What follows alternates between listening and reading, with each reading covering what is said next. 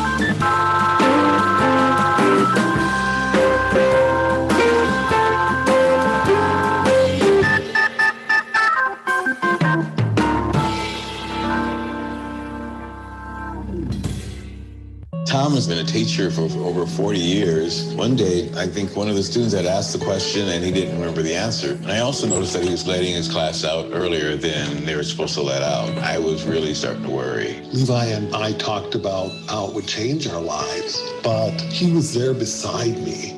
When something feels different, it could be Alzheimer's. Now is the time to talk.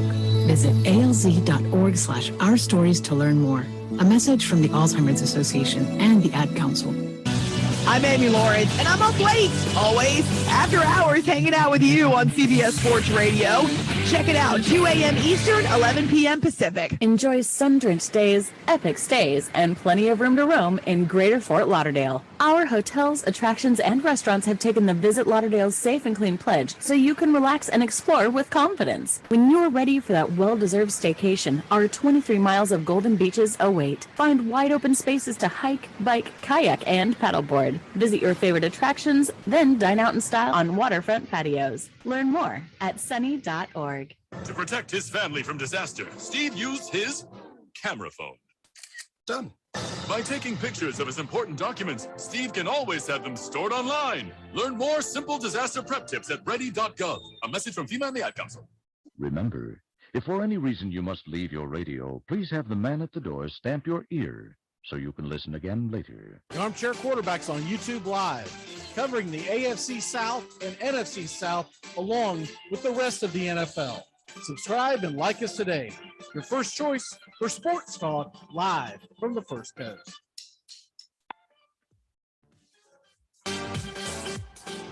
I might audible. If I audible, I'll use Omaha! Omaha! Red Polly! Red Polly! Blue Poncho! Blue Poncho! Dilly! Rambo! Rambo! Give me Kershaw here! Kershaw! You're listening to the Armchair Quarterbacks. Stop! Japan! Richmond, New York! Richmond, Florida! Sally, Buffalo! Check! Hey! Short Ox! Ludo Raiders! Red Lions! Omaha! Come out! This portion of the show is being brought to you by The Best Things in Life, which are still free with minimum purchase at participating dealers. Dread running to the post office? Stamps.com brings post office and UPS services right to your computer. Send letters, ship packages, and get up to 40% off USPS and up to 62% off UPS rates. Nearly 1 million small businesses use Stamps.com to save time and money. It's a no-brainer. So skip the post office and visit Stamps.com. Hi, this is Britney Spears. What up, this Jay-Z. This is Jennifer Lopez. Armchair. Hey, Braves fans, the Armchair Quarterbacks YouTube channel are bringing you Braves Baseball all season long. Hi, I'm Mac McGee, and I'll be bringing you Braves Baseball play-by-play for the Braves fans out there, for all of Braves country. So pull up an armchair and join us for Braves Country Baseball, first pitch to last pitch, Tuesday and Friday nights, right here on the Armchair Quarterbacks YouTube channel.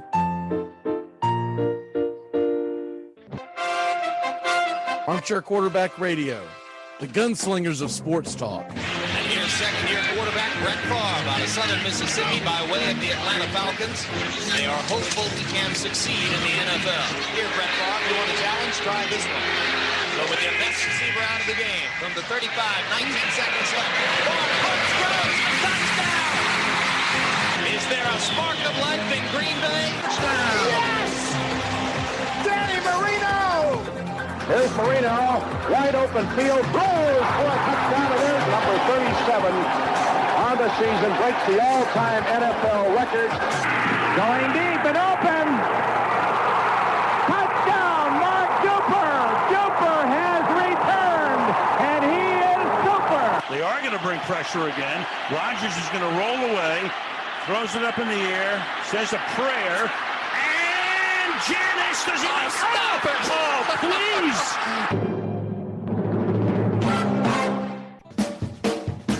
TGIF on the Armchair Quarterbacks. Justin Waller and Mac McGee are back at it 6 p.m. Eastern to 7 p.m. Eastern every Friday evening right here on the Armchair Quarterbacks YouTube channel and your local CBS Sports affiliates. We're talking the NFL, Major League Baseball, and Southern football, so grab you a cold one. It's finally Friday on the Armchair Quarterbacks, 6 p.m. Eastern to 7 p.m. Eastern. Waller and McGee getting you ready for your sports weekend.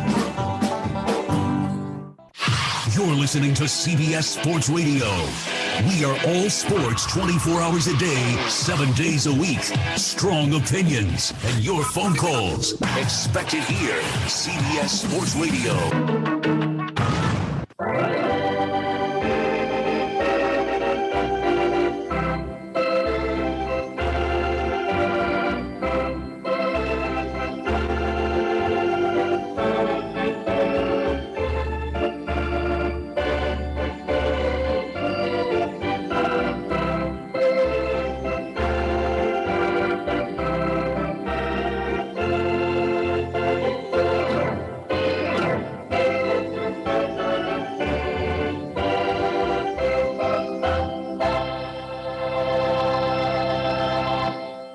I think my jersey was one of the top-selling jerseys around the world.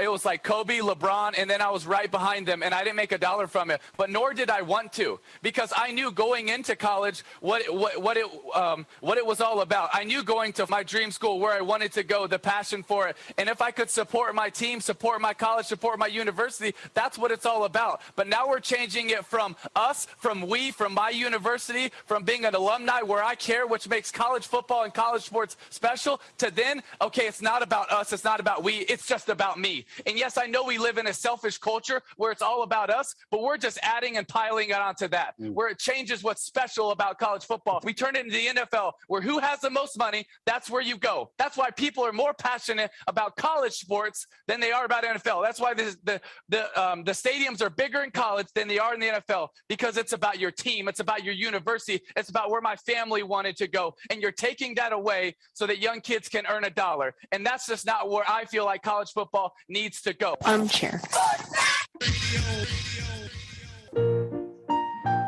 Hey, Braves fans, the Armchair Quarterbacks YouTube channel are bringing you Braves baseball all season long.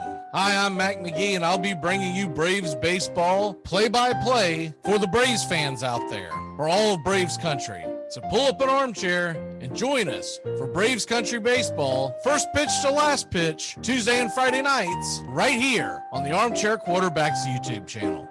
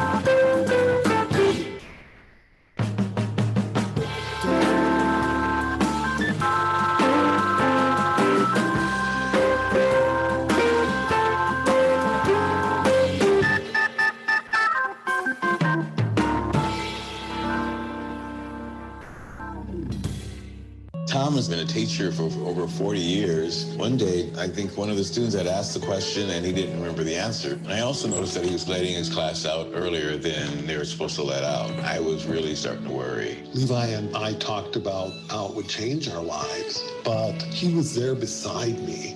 When something feels different, it could be Alzheimer's. Now is the time to talk. Visit alz.org/ourstories to learn more. A message from the Alzheimer's Association and the Ad Council. I'm Amy Lawrence, and I'm up late, always, after hours, hanging out with you on CBS Sports Radio. Check it out, 2 a.m. Eastern, 11 p.m. Pacific. Enjoy sun-drenched days, epic stays, and plenty of room to roam in Greater Fort Lauderdale. Our hotels, attractions, and restaurants have taken the Visit Lauderdale's Safe and Clean pledge, so you can relax and explore with confidence. When you're ready for that well-deserved staycation, our 23 miles of golden beaches await. Find wide-open spaces to hike, bike, kayak, and paddleboard. Visit your favorite attractions, then dine out in style on waterfront patios. Learn more at sunny.org. To protect his family from disaster, Steve used his camera phone. Done. By taking pictures of his important documents, Steve can always have them stored online. Learn more simple disaster prep tips at ready.gov. A message from FEMA and the Ad Council. Remember, if for any reason you must leave your radio, please have the man at the door stamp your ear so you can listen again later. The Armchair Quarterbacks on YouTube Live, covering the AFC South and NFC South along with the rest of the NFL. Subscribe and like us today. Your first choice for sports talk live from the First Coast.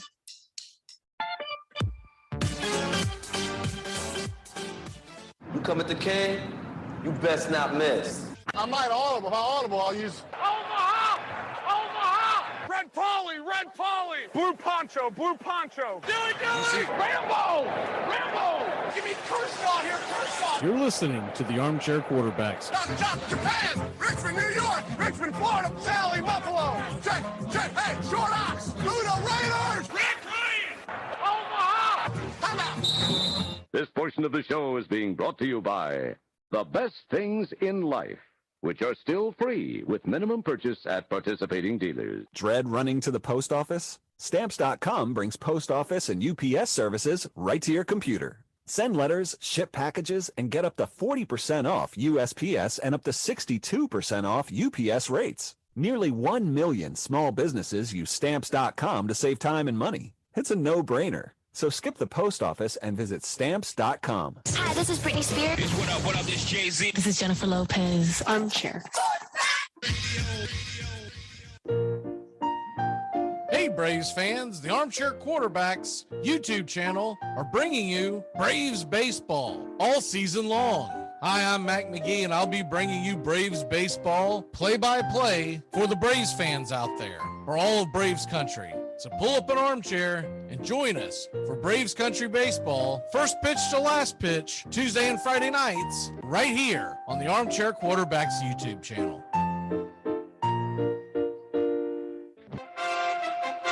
Armchair Quarterback Radio, the gunslingers of sports talk. And here's second-year quarterback Brett Favre out of Southern Mississippi by way of the Atlanta Falcons. They are hopeful he can succeed in the NFL. Here, Brett Favre, you want a challenge? Try this one. So with their best receiver out of the game from the 35, 19 seconds left. Ball punch throws, touchdown! Is there a spark of life in Green Bay? Touchdown! Yes! Danny Marino! Here's Marino, wide open field, throws for a touchdown. It is number 37 on the season, breaks the all-time NFL record. Going deep and open. Touchdown, Mark Duper. Duper has returned, and he is super. They are going to bring pressure again. Rodgers is going to roll away, throws it up in the air, says a prayer. Janis does not stop it! Oh, please!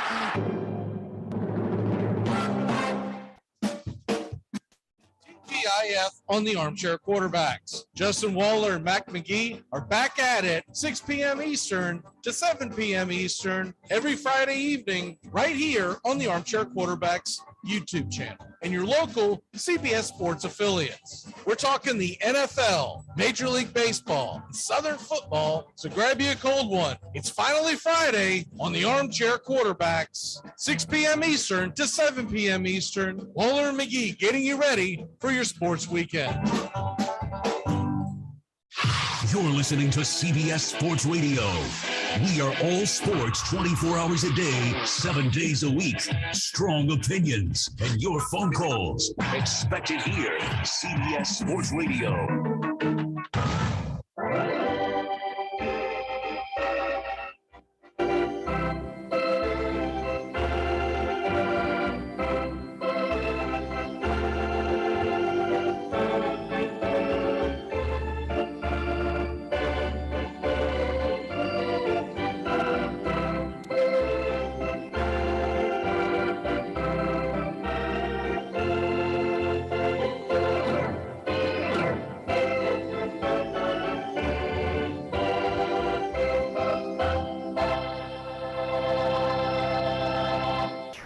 The outlook wasn't brilliant for the Mudville Nine that day.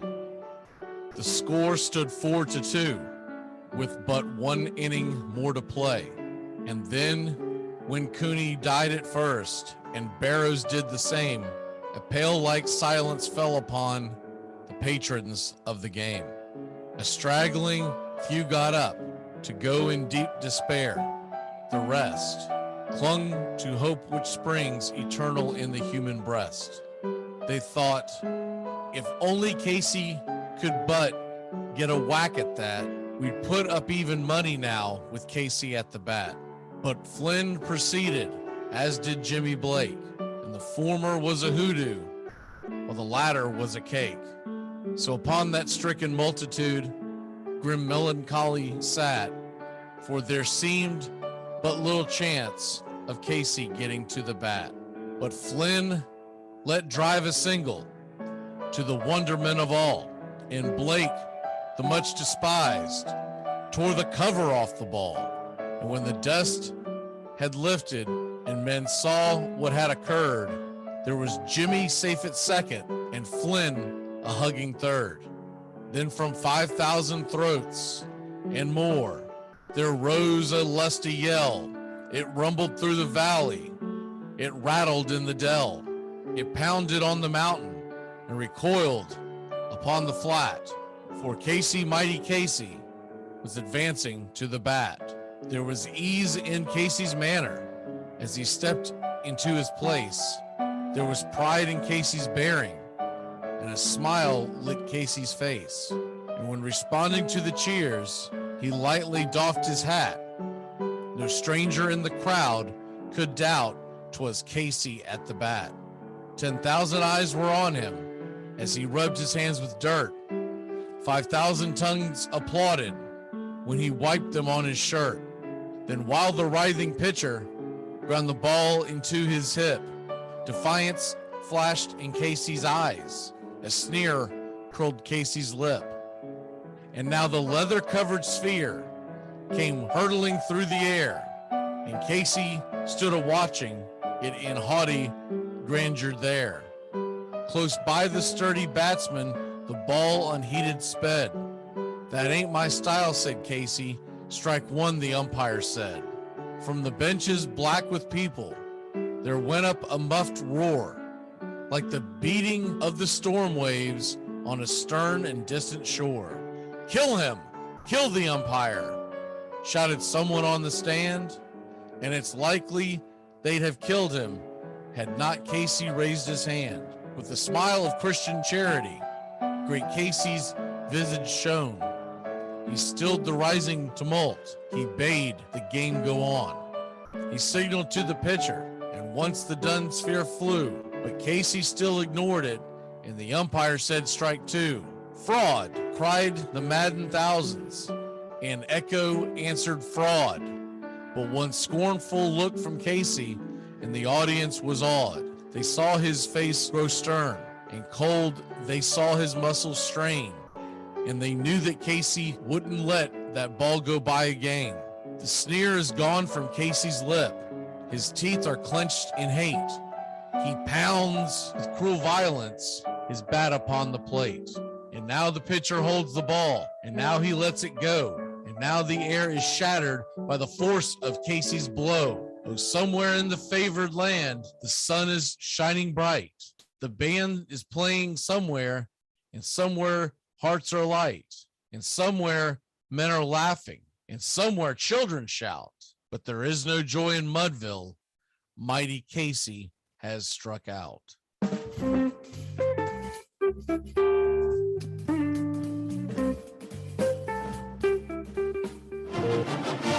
Make sure to listen to the Armchair Quarterbacks. The Armchair Quarterbacks good enough for us down here in the bayou. Go Tigers and the Armchair Quarterbacks. ACC football covered like no other here on the Armchair Quarterback. Reggie Gillespie dives into the end zone. The winning points for North Carolina State. And the teams come together in the end zone, pushing, shoving between the back and the heels as Gillespie has scored the winning points. His fifth rushing TD, but these teams need to be separated. The emotion boils over on the last play of the game as Gillespie goes to the end zone. And it's a sea of Carolina blue, State red. And Carruthers gets into it, and they've doused him, and now we've got a big brawl out on the field. Marring would have been the 200th victory for Bobby Bowden. Look at this. That's an ugly mess down there. This is ugly. Starting to get it cleared up down there, although there's still some bodies flying around. ACC football, backyard brawls all year long. Been chomping at the bit ever since I've saw this at like 5 o'clock in the morning. Like, what am I looking at? This dude's wearing a sports bra. No one else wants to talk about that. Like the announcers didn't bring it up or nothing. They say, oh, that's a really goal. And they start breaking down the goal. Say, screw the goal. Break down the fact the dude's wearing a sports bra and then showing it off. Armchair.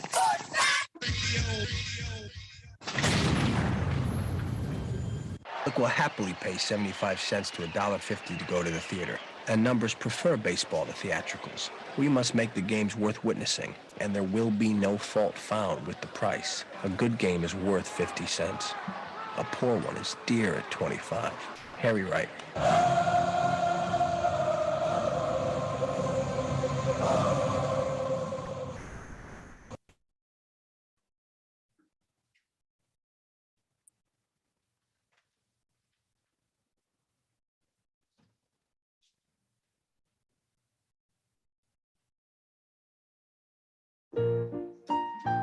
Hey, Braves fans, the Armchair Quarterbacks YouTube channel are bringing you Braves baseball all season long.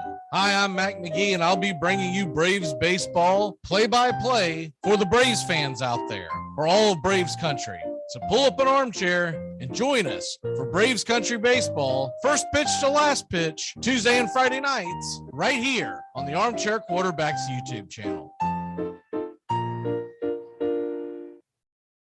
There's something kind of about a kid that's never played baseball. If baseball is about caring, about loyalty and rivalry. Baerga is 0 for 3.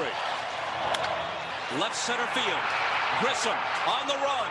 The team of the 90s has its world championship. There's a very peaceful thing. It was created and played in pastures and meadows. There's grass, there's outdoors, there's everything that people thought was American and feel about America. You get in a ballpark, and it's the wonder of walking through that dark tunnel and seeing a huge open space where men play the little boy's game.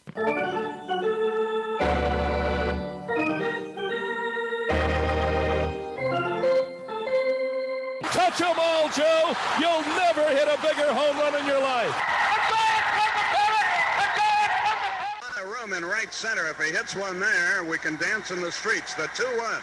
Swung line drive left field. One run is in. Here comes Brave. Here's the throw to the plate. He is safe. Braves win. Braves win. Braves win. Braves win. You're in Braves country.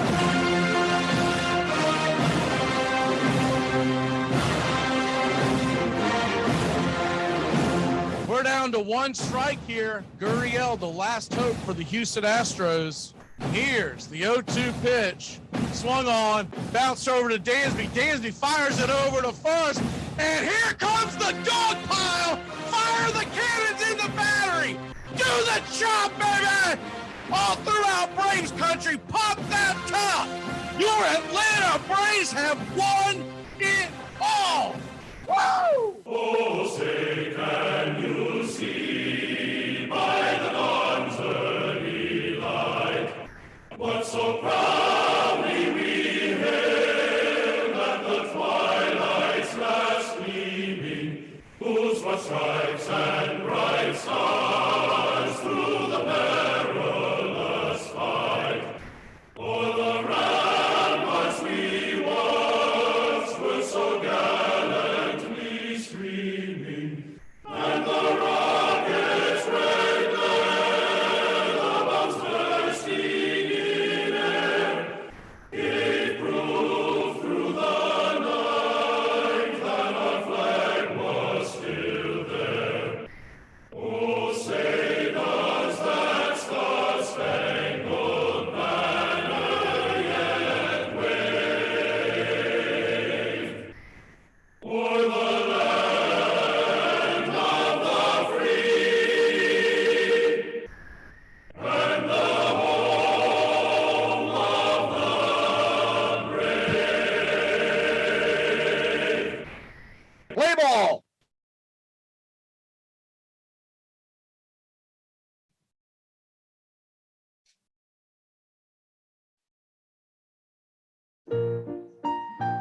Hey, Braves fans, the Armchair Quarterbacks YouTube channel are bringing you Braves baseball all season long.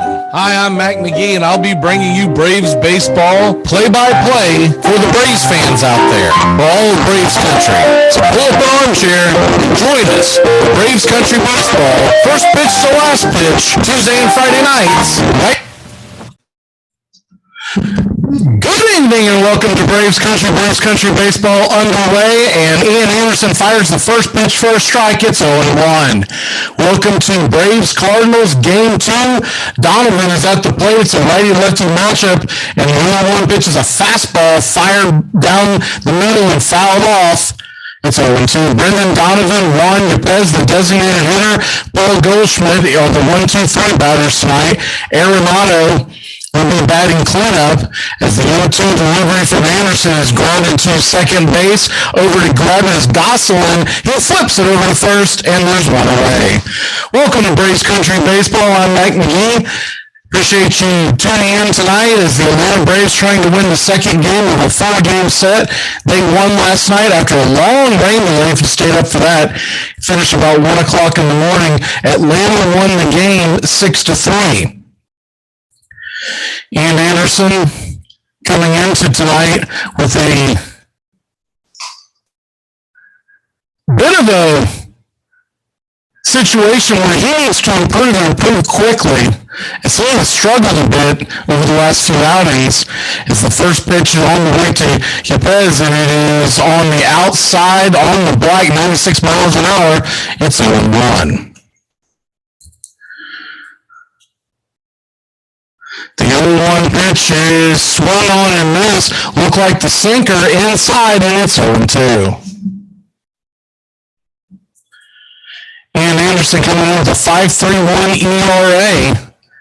Like I said, he struggled a bit the last few times out. More on that in a minute. The 0-2 pitch is fouled down the third base line. We'll do it one more time at 0-2. There's been some news on the Braves injury front as far as the pitching goes. Mike Soroka threw live batting practice this week as the 0-2 delivery is swung on and fouled back out of play. We'll do it again at 0-2.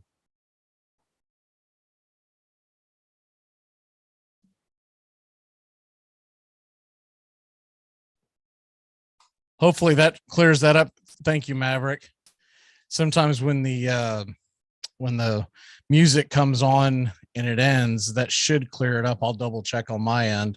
On the 0-2 pitch from Ian Anderson, and in the dirt goes Wild out of play.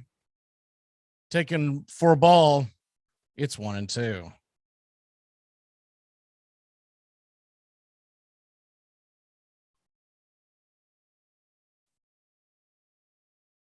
The 1-2 delivery from Anderson is off the plate and in the dirt. Taken for a ball. It is now 2-2.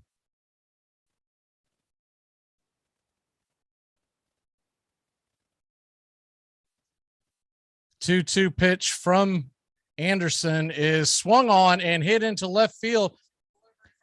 Caught by Rosario, and there's 2 away. Rosario catches that just before the warning track. And I do apologize for the audio issues. I believe we've got them straightened out. Welcome to Braves Country Baseball. The Atlanta Braves won last night 6-3. It's a 4-game series against the Cardinals, and all 4 games are 7:20 first pitch, so there's no day game getaway here. The first pitch to Paul Goldschmidt, who steps into the box batting .340 on the year, is a curveball at the knees, and it's 0-1. Braves nothing, Cardinals nothing. We're just getting going here. The 0-1 pitch, and that ball is dropped into right field just over the outstretched glove of Matt Olson. He was trying to leap to make the catch, and it just trickled off his glove. Charging in to make the play is Ronald Acuna Jr. The defense looks like this left to right in the outfield. Rosario, Harris, and Acuna in right. And around the horn, it's Riley, Dansby, Phil Gosselin at second, and Matt Olson. William Contreras is behind the plate, and Ian Anderson is on the mound. Marcell Ozuna will be the designated hitter. So coming to the plate now is Nolan Arenado. He is batting .292 on the year, 17 home runs. And the first pitch to Arenado is in the dirt way off the plate. It's 1-0. Brian Snitker was quoted as saying that they got good news from the live batting practice thrown by both Mike Soroka and Kirby Yates. Remember, they signed Kirby Yates in the offseason. They have yet to begin their 30-day rehabs as the 1-0 pitch is in the dirt below the knees, taken for a ball. It's 2-0 to Arenado. Both guys are still on track to join the Braves sometime in August if all goes well.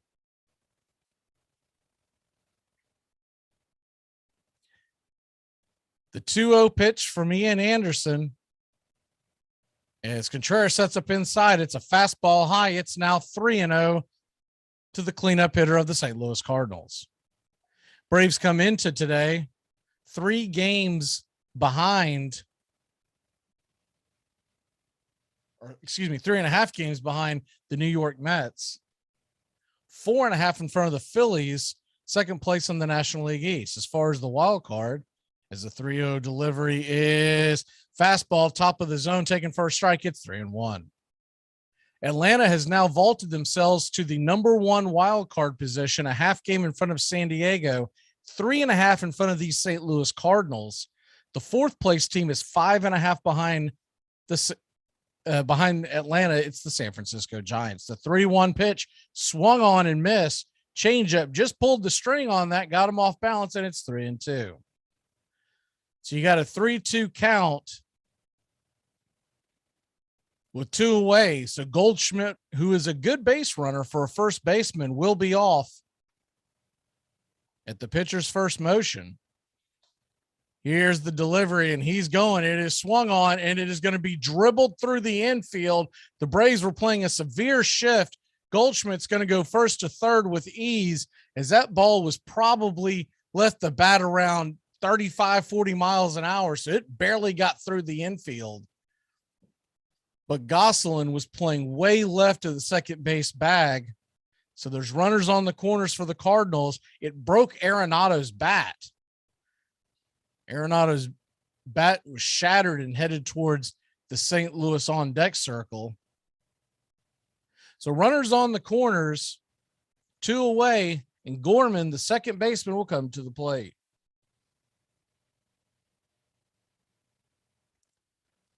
Nolan Gorman Another Nolan in the St. Louis order, batting .257, 7 home runs on the year from the left-hand side of the dish.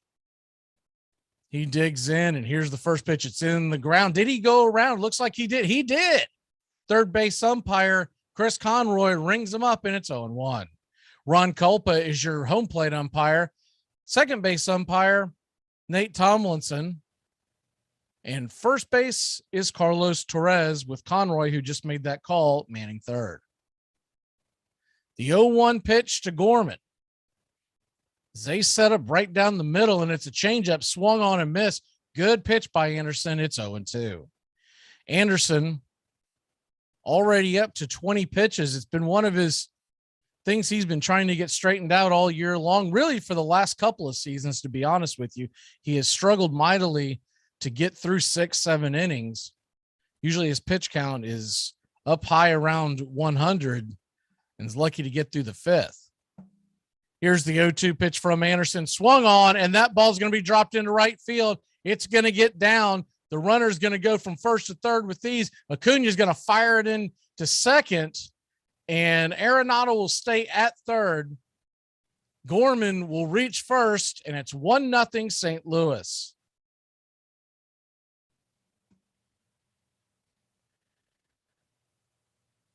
Yeah, I agree, Maverick. I'm really happy to see Rosario and Tyler Matzek back. Matzek, I would think, will probably get some work in tonight. They were going to use him last night, but they didn't want his first game back to be a high leverage situation, so there really was nowhere to put him. Of course, if you missed the game last night, Will Smith was doing Will Smith type things, and he almost blew another 3-run save. First pitch to Carlson is a fastball, top of the zone, misses. It's 1-0.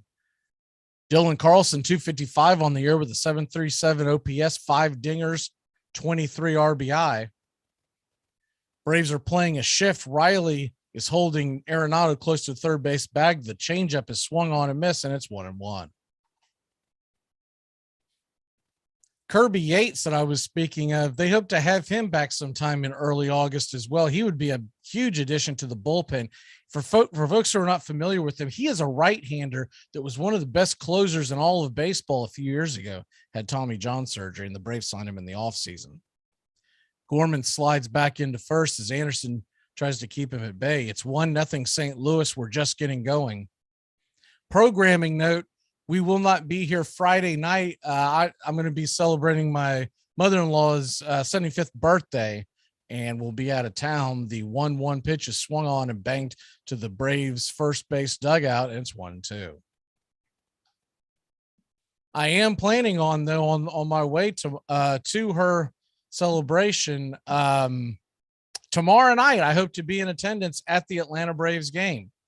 We got tickets for the Cardinals game. Hope to see Max Fried pitch, and hopefully we get good weather. Looking forward to that. The 1-2 pitch from Anderson is high over the plate, but about eye high, 95 miles an hour. It's 1-2.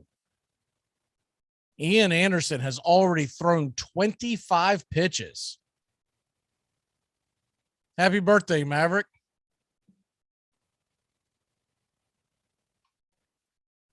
Cardinals 1, Braves nothing. The 2-2 pitch is swung on and missed in the dirt. Strike 3, and that'll end the inning. But out before the St. Louis Cardinals jump on top, 1-0. The Braves will grab the bats. It's Acuña, Swanson, and Olsen on the way. Let me sum it up. Twitter's stupid, and Instagram is Twitter for people who can't read. To protect his family from disaster, Steve used his camera phone. Done. By taking pictures of his important documents, Steve can always have them stored online. Learn more simple disaster prep tips at ready.gov. A message from FEMA and the Ad Council. Hey, Braves fans, the Armchair Quarterbacks YouTube channel are bringing you Braves baseball all season long. Hi, I'm Mac McGee, and I'll be bringing you Braves baseball play-by-play for all of Braves country. So pull up an armchair and join us for Braves country baseball every Friday night, first pitch to last pitch, right here on the Armchair Quarterbacks YouTube channel.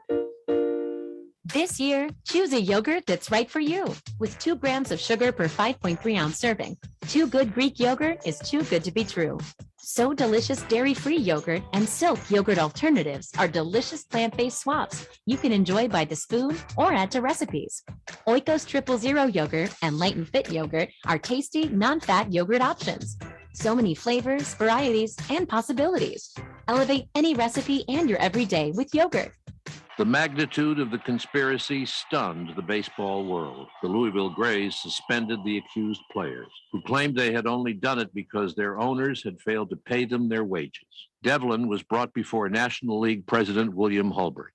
Devlin was in tears. Hulbert was in tears. I saw Hulbert take a $50 bill and press it into the palm of the prostrate player. And then I heard him say, "That's what I think of you personally. Damn you, Devlin, you are dishonest. You have sold a game, and I can't trust you. Now go and let me never see your face again, for your act will not be condoned so long as I live." Albert Goodwill Spaulding.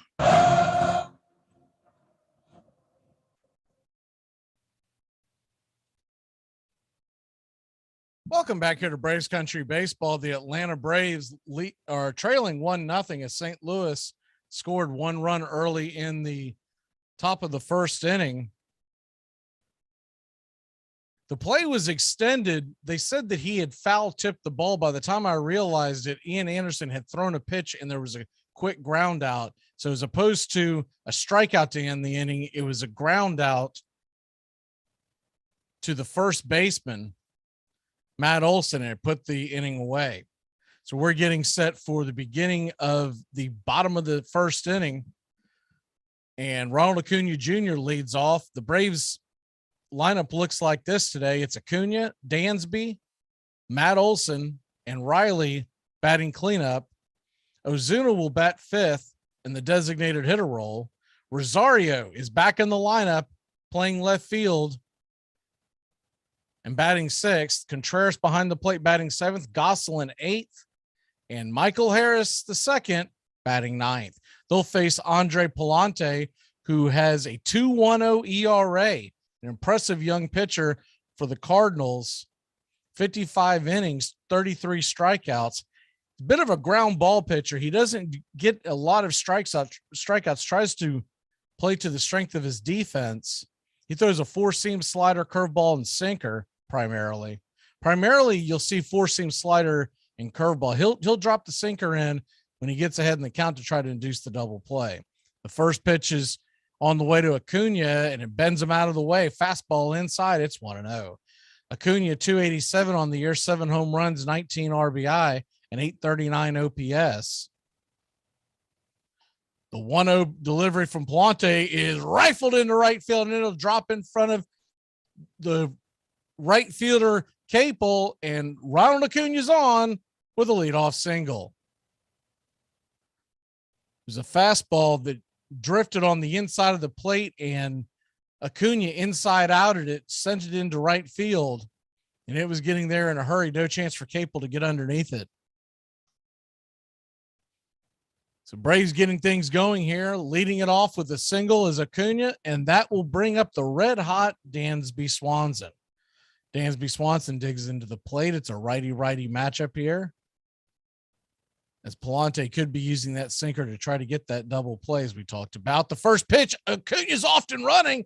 Forget that. He is second base stolen with ease. Jumps up and does the motorcycle mime that he does. And it's a 16th stolen base on the year. Not a great jump by Acuna, but it was a good pitch to run on, as they're going to test Romine behind the plate. Romine can be run on. Cardinals have gone through 7 hind catchers this year. Bit of what Atlanta went through last year. So runner on second, nobody out, and the 0-1 pitch to Dansby is he swings and knocks it down the third base line over by the Cardinals dugout, and it's 0-2. Dansby 304 on the year. Had a big bases clearing double last night. was the difference. 868 OPS, 14 home runs, 49 RBIs, and all this in a walk year. Pay the man. The 0-2 pitch to Dansby's on the way. Inside fastball bends him out of the way off the plate, and it's 1-2. 96 miles an hour, a little bit of chin music for Dansby. Think they've all seen Dansby with 2 strikes. He tends to choke up the bat, and he's quick to dive over the outside part of the plate. It's maybe a little bit of a sign sent to him by the Cardinals. And the 1-2 pitch to Dansby is inside. That ball gets away, ricochets off the glove of the catcher. Acuna is going to scoot down to third, and the tying run is 90 feet away with nobody out. Now Romine's going to jog out and talk to Palante. The first time I thought he was sending a message. Now I think he's just misplacing his fastball. As that ball tailed in, almost had 2 seam action where it tailed in and away. Second time they've almost clipped Dansby. Romine gets back behind the plate.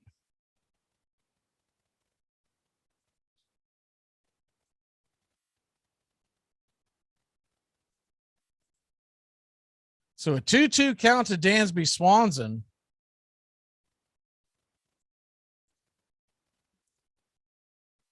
It's Palante. Kicks and fires, and ball is fouled off the inside part of the plate, off of Dansby's handle, and it's still 2-2. Braves are wearing the white uniforms, the home whites, top to bottom, with the red Braves and the tomahawk underneath with navy trim. Navy lettering on the back. The 2-2 pitch to Dansby is swung on and hit into right field. Is he going to get it? Yes, he's underneath it. Capel charges, and he fires it to home plate. No chance for Acuna to advance. That was a very shallow pop fly, and he had all his momentum heading towards home. So there's one away, and that'll bring Matt Olson to the plate. St. Louis Cardinals tonight are wearing their road grays, 2 birds on the bat.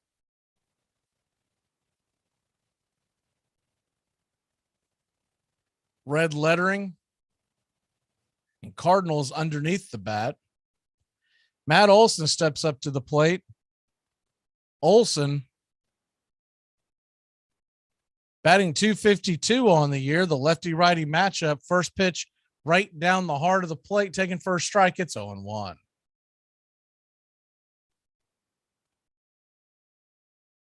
St. Louis Cardinals have pulled the infield in. Find that interesting. On the road and up by a run, they're pulling the infield in already. The 0-1 pitch to Olson is swung on, and that ball's going to drop in to left field, so it's not going to matter. Acuna will come home to score, and it's an RBI single for Matty Ice. Olson fisted that ball, and it dropped down right in front of the left fielder, Donovan. No chance to make a play. Braves 1, Cardinals 1, bottom of the first, and Austin Riley will be heading to the plate. Still find it interesting that the Cardinals would be playing with the infield in. It wouldn't have made a difference on that play, maybe the way they pitched them.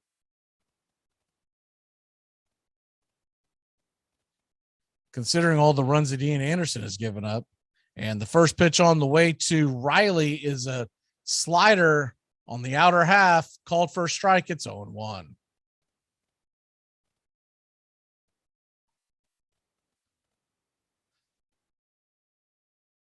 The Mets are in Cincinnati today, and that game is just getting underway as they were in a long rain delay. The 0-1 pitch from Palante is swung on and fouled off the home plate. A Baltimore chopper, but foul. We'll do it again at 0-2. Standing on deck is Marcell Ozuna.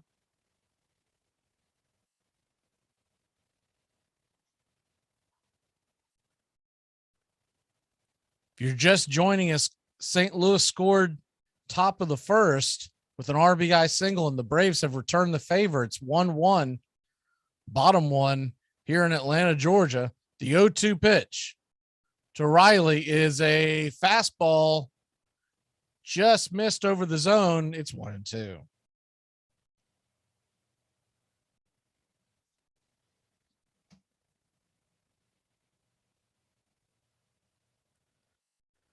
Austin Riley digging in. Looks like he's choking up a little bit. The 1-2 pitch is in the dirt and off the plate. It's 2-2.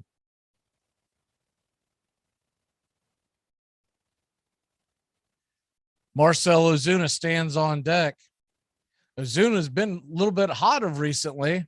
Hopefully that will continue.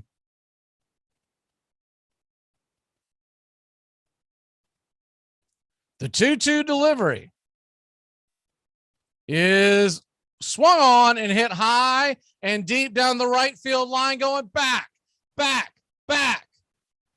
That's light tower power and a whopper of a home run, a 2-run jack by Austin. The rake makes it 3-1. Austin Riley with a skyscraper. The right fielder, Capel, kept going back. He then turned at the wall. I think he thought it was going to go off the wall, but it went about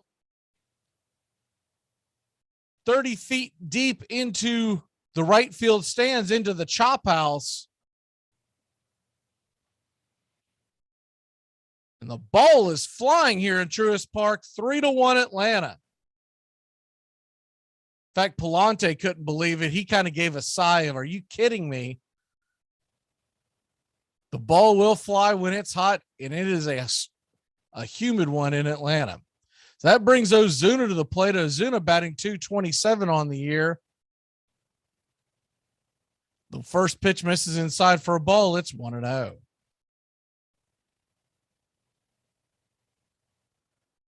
.1-0 delivery is off the plate, but Blue's going to call it a strike. It's 1-1. Interesting statistic that I came across on the home plate umpire. We'll get to it here in 1 second. The 1-1 pitch is outer edge, called for a strike, looked like the slider. It's 1-2.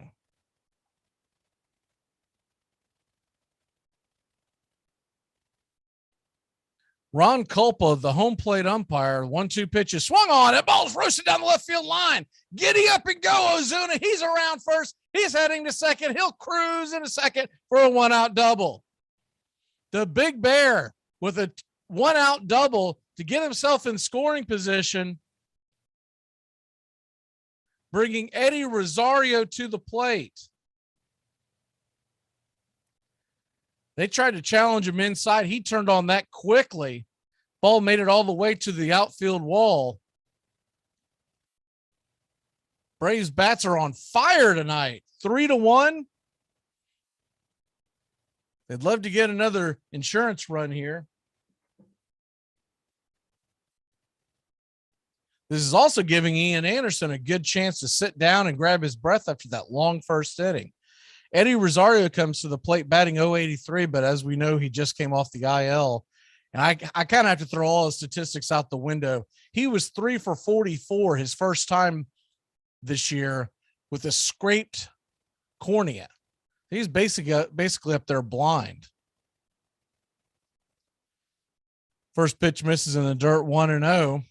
Palante, the 21st pitch on the way, is swung on and fouled down the left field line. It's 1-1.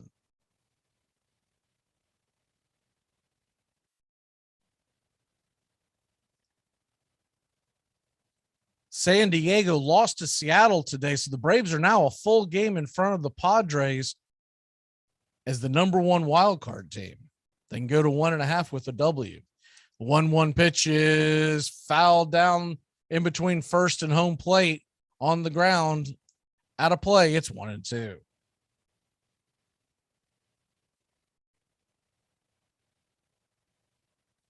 Philly and Washington. The Phillies lead the Nationals 1-0. That game is in the bottom of the third. Here's the 1-2 to Rosario, swung on and ripped over to first base. On it is Goldschmidt. He'll jog to first base and tag the bag for the automatic out. But on the play, Ozuna moves from second to third, 90 feet away, with William Contreras coming to the plate. Contreras in the lineup tonight, giving d'Arnaud a night off. He's batting .269 with 9 home runs, 19 RBI, and .882 OPS. A lethal 1-2 punch the Braves catchers have been all year long. The most home runs in the National League. First pitch is on the way, and that ball is hammered down the right field line. And just as I say it, that's a 2-run bomb. That ball sliced over the right field wall. I thought that was going foul. Good gosh almighty, jackpot. It's 5-1.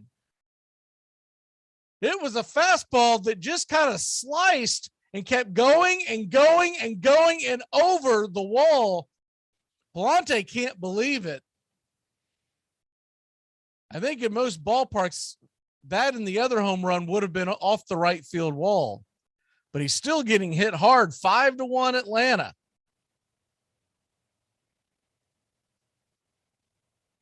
Contreras, his 10th home run on the year.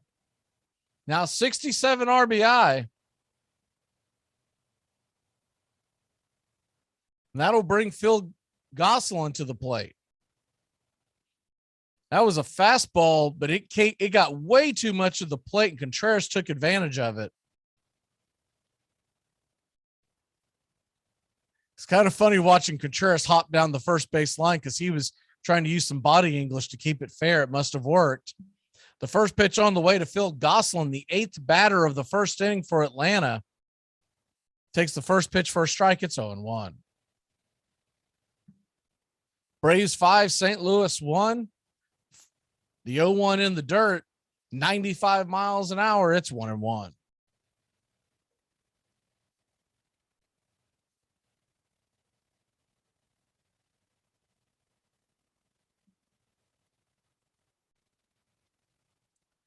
Atlanta looking to take the second game of this series, and the 1-1 pitch. It's a curveball outside. Ball 2. It's 2-1.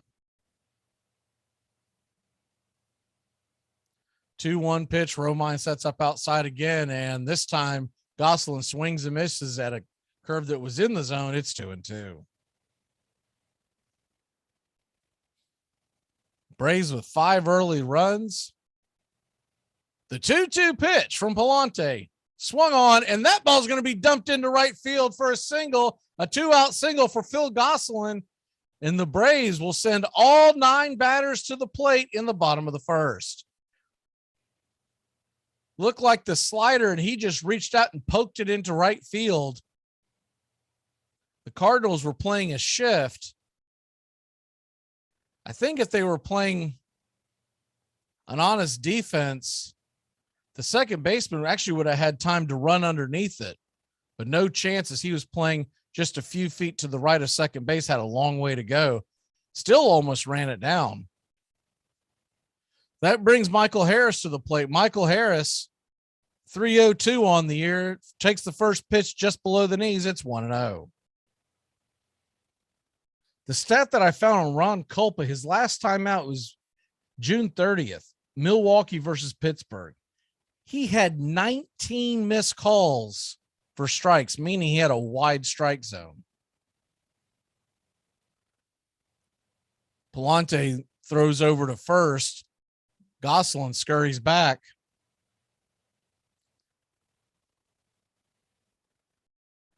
So be on the lookout for that. The Braves may be dealing with an umpire that's very. I looked at the chart. It seems like he calls a lot of pitches wide. The 1-0 pitch is just inside off the plate, called for a strike, and it's 1-1. Speak of the devil. That pitch was barely, that wasn't an egregious one. That might have just touched the zone, but there were ones on the chart that, I mean, they were 2, 3, 4 inches out of the zone. You can only imagine what the batter's reactions were. The 1-1 delivery is inside, curveball miss. A little too close to comfort for Harris. It's 2-1. Harris didn't do much to get out of the way. If you're going to get hit by a pitch, it's the 78-mile-an-hour curveball that you're going to want to get hit by. The 2-1 to Harris. Runner on first, 2 away. Kicks and deals and swings at the curveball, fouls it down the left field line. It's 2-2. Braves 5, Cardinals 1. You're just joining us. Grab you an armchair, grab you a cold one. Braves Country Baseball. We're here every Tuesday and Friday night. This Friday, I will not be on the air. It's the only Friday I'll miss all season. The 2-2 pitch is swung on, and it's a comebacker up the middle. Shortstop's got it, flips it over to first, and it's a 6-3 putout as they get Michael Harris by about a step and a half. So that'll end the inning, but not before the Atlanta Braves put 5 on the board via 2 home runs, one by Riley and one by Contreras. Atlanta leads it 5-1. Isn't that just like a wop? Brings a knife to a gunfight. Armchair Quarterbacks on YouTube Live. We cover Braves baseball, Red Sox, Yankees, Rays, Cubs and Cardinals, and the rest of Major League Baseball every day. Subscribe and like us today. Your first choice for sports talk live from the First Coast.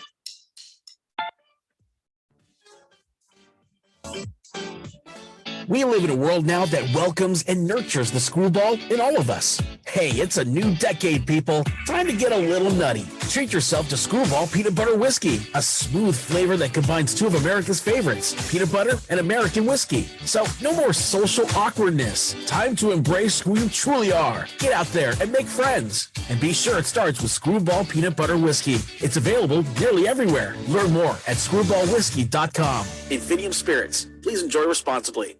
Cause he's the armchair quarterback. He's full of beer and he's full of snacks. The all-American man. My number 3 that I can't go cheap on, cereal. Oh, yeah. There's a couple of kinds that you can do, but if you're talking about, like, don't ever try to do the generic Frosted Flakes. Yeah. Oh, it's like soggy before you even pour the milk on it. It's before you even open the bag. It's soggy. You're like, how'd that happen? It came with its own liquid. Armchair. Baseball has fallen. Yes, the national game has become degraded. At certain match games, large amounts of money changed hands among the spectatorate.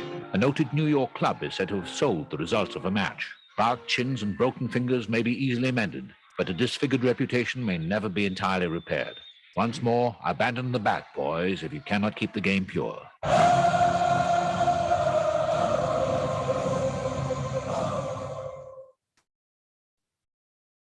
Welcome back to Braves Country Baseball. Braves lead at 5-1, and now we'll see if we can get Ian Anderson back on track.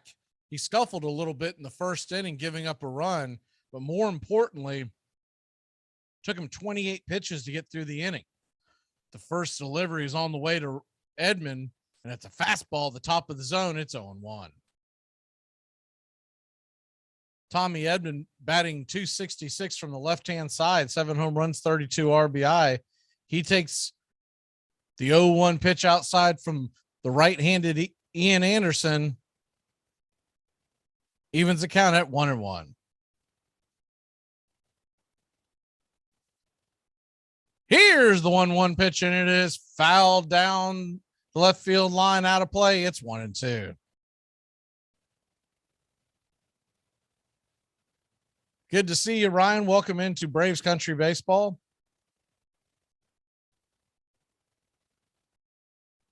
The 1-2 pitch from Edman, and the delivery is a changeup it's just going to go foul. It was heading right into the glove of Matt Olson, but just went foul about a foot or two before the bag. So we'll do it again at 1-2.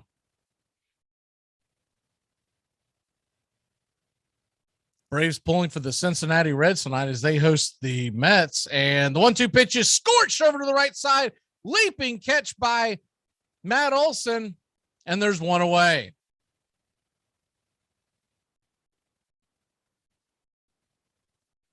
Good jump and a catch by Matt Olson. That ball was hit hard over his head. A little bit of a bunny hop to make sure that ball did not go over his head and into right field. Olson's getting a laugh from Heredia, and Ozuna are giving him the business. That'll bring the right fielder Capel batting .222 to the plate. The left-handed hitting Capel swings at the first pitch over the top. It was in the dirt, and it's 0-1. Braves 5, Cardinals 1. Top of the second inning. We're just getting going here. Ian Anderson kicks and delivers. Oh! It might have been the changeup that was in the dirt and bounced wildly away. He's very fortunate it didn't hit the batter. Probably about a 45-footer. I mean, it never even came close to hitting the plate. 1-1 pitch from Anderson is swung on and grounded to the right side. Matt Olson's got it. He'll step on the pillow, and there's 2 away. I don't know if Ian had a bad grip on that ball or what. He does tend to throw his changeup in the dirt quite often, which ends up running up his pitch count, but you never see it that poorly.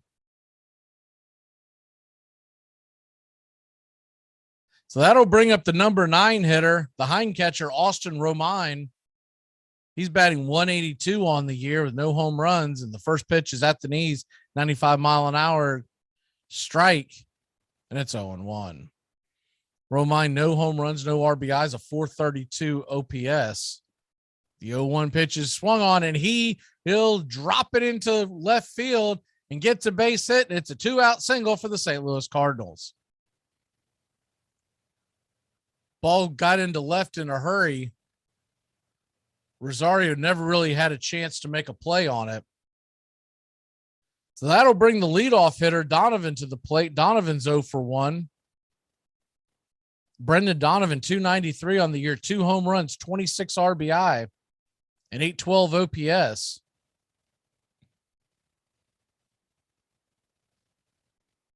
The first pitch is ripped into right field. Acuna's on it, and he'll keep Romine from going past second base, but it's a 2-out single again for the Cardinals, and they've got runners on first and second with 2 away.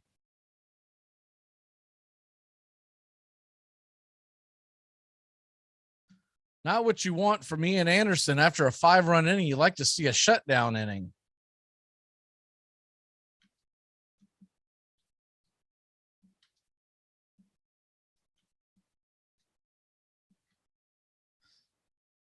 Ian Anderson, a 6.91 ERA since June 1st.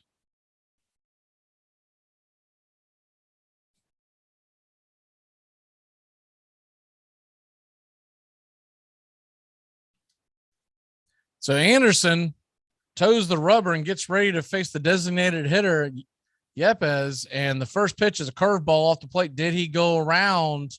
And they said he did not. It's 1-0. What looked like could be a quick second inning.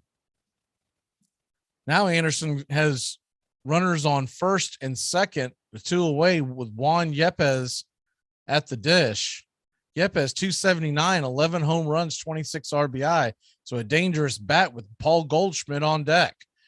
The 1-0 pitch is banged into the ground foul. Curveball on the outer half. It's 1-1.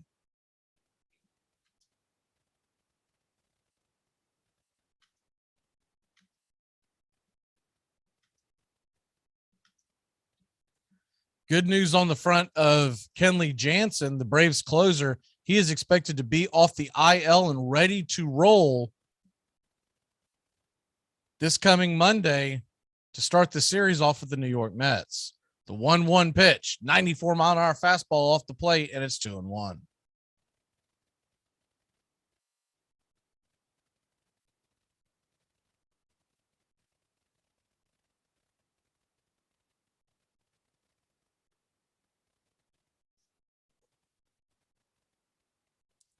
2-1 pitch on the way from Ian, and it is a 93-mile-an-hour fastball. Almost gets Yepez. He has to jump off the batter's box and backpedal towards the dugout. It's 3-1.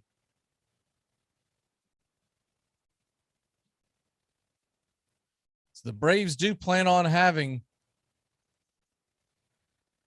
Kenley Jansen for the beginning of that Mets series. It is a 3-game series. We will be here for Tuesday against the Mets. Max Scherzer, by the way, has returned to the Mets. He's pitching tonight for New York. As it stands now, he would not pitch in that series, but they may wait a game and bring him in on Monday. The 3-1 is swung on and grounded to Dansby. Dansby's got it. He'll flip it over to first, and that'll end the inning.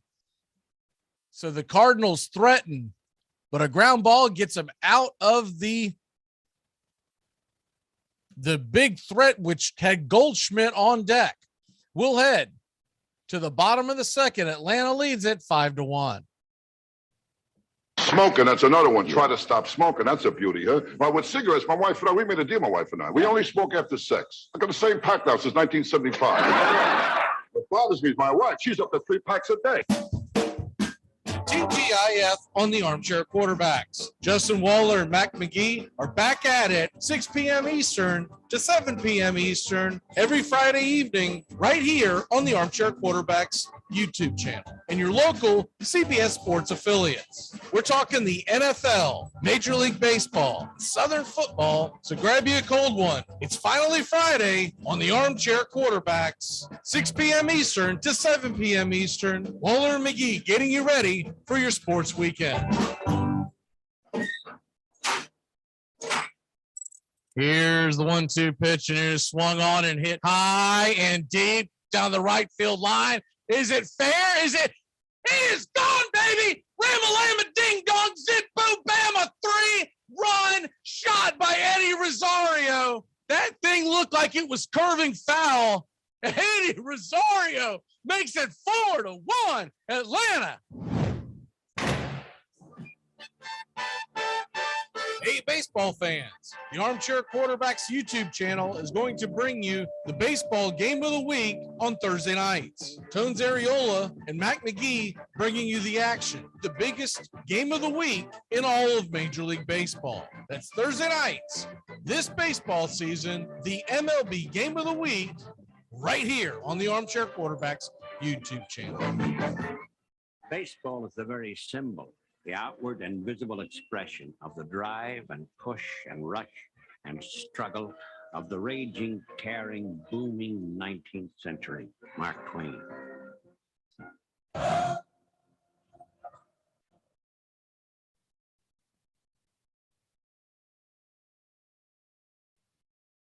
Welcome back here to Braves Country Baseball. The Atlanta Braves lead at 5-1. They scored 5 runs in the bottom of the first inning and batted straight through the lineup. So that means we will lead off with the leadoff hitter, Ronald Acuna Jr. Ronald Acuna Jr. is 1 for 1 on the night with a single to right field. And the first pitch is a curveball, outer edge, taken for a strike. It's 0-1. Acuna singled, stole a base, and scored. The 0-1 pitch is in the dirt. 94-mile-an-hour fastball evens the count up at 1-1.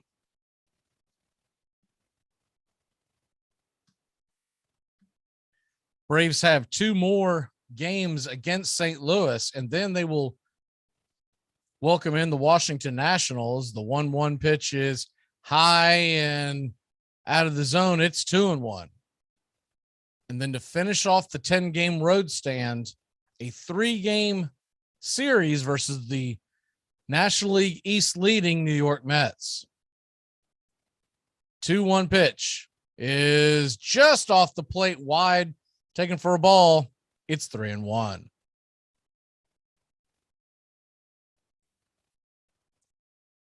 New York Mets got good news for their pitching rotation. More on that in a second. The 3-1 pitch is just on the outer part of the plate. Acuna started to run down to first, but he'll put on the brakes. It's 3-2.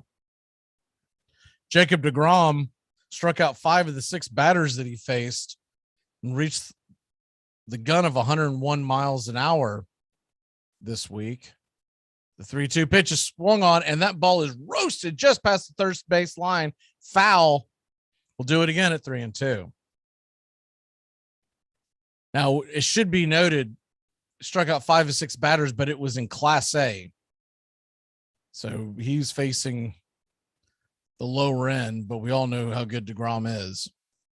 The 3-2 is hammered on the ground over to short.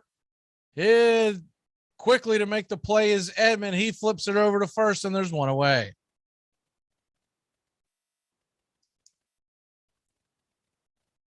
Keeping an eye on the Mets game with Scherzer. They are scoreless in the bottom of the first.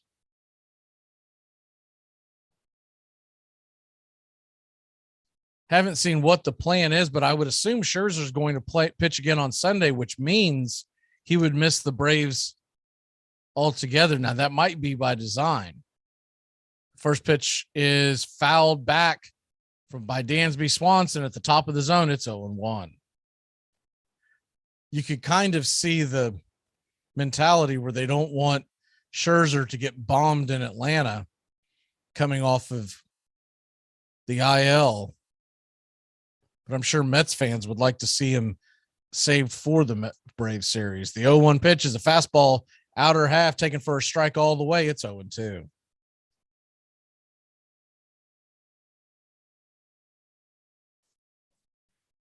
Soroka and Yates should be heading to the 30-day rehab in the next week or so. The 0-2 pitch swung on and missed. 96-mile-an-hour fastball, top of the zone, and Dansby chased it. There's one away. 2 away, excuse me.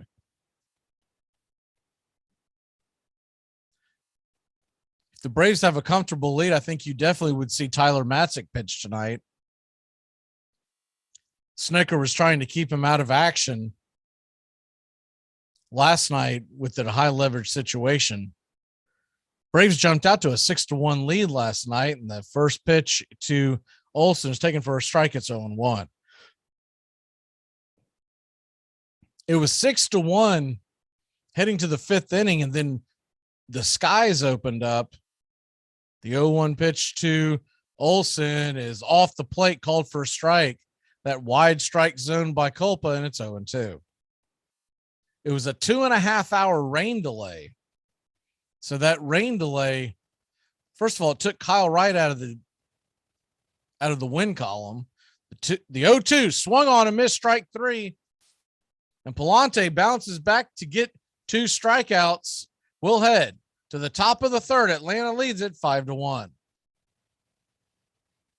You know what your problem is? You're really cute, so no one ever told you to shut your pie hole. You think I'm cute? Shut your pie hole! New Year's resolutions. We've all made them. Mine is the same every year. Eat healthier. The eat part usually works out fine. It's the healthier part I forget about, but not anymore. Now that I've found the oh-so-chocolatey Built Bar. Built Bars are low-cal, low-sugar, high-protein, high-fiber. Great for keto. Lose or maintain weight while indulging in a yummy treat. At 130 calories, you'll feel like making a resolution every day. Try all 18 amazing flavors. Get yours at BuiltBar.com. TGIF on the Armchair Quarterbacks. Justin Waller and Mac McGee are back at it 6 p.m. Eastern to 7 p.m. Eastern every Friday evening right here on the Armchair Quarterbacks YouTube channel and your local CBS Sports affiliates. We're talking the NFL, Major League Baseball, Southern football, so grab you a cold one. It's finally Friday on the Armchair Quarterbacks, 6 p.m. Eastern to 7 p.m. Eastern. Waller and McGee getting you ready for your sports weekend. By the 1880s, newspapers and magazines, and now baseball cards, printed up to help boost the sale of cigarettes, brought into the homes of young boys a generation of baseball heroes they would never get to see in person. Pete Browning, the old gladiator of the Louisville Eclipse, had a lifetime batting average of .343 and was the idol of Kentucky fans. One day in 1884, he broke his favorite bat. After the game, an apprentice woodworker named Bud Hillerick offered to make Browning a new bat The next day, Browning went 3 for 3. Thereafter, he would use no one else's bat. It was the first Louisville slugger, and Browning would eventually own more than 200 of them, to each of which he gave a name taken from the Bible.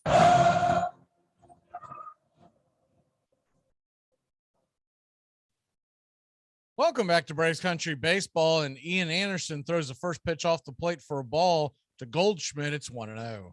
Paul Goldschmidt is 1 for 1 on the night with a single to right field. He swings at the 1-0 and he drills it on the ground, but right there is Dansby Swanson in the 6 hole. He'll fire it across the diamond, and there's one away. 2 pitch out. Ian Anderson could use a quick inning. He is already up to 46 pitches on the night. That'll bring Nolan Arenado to the plate. Arenado is also 1 for 1.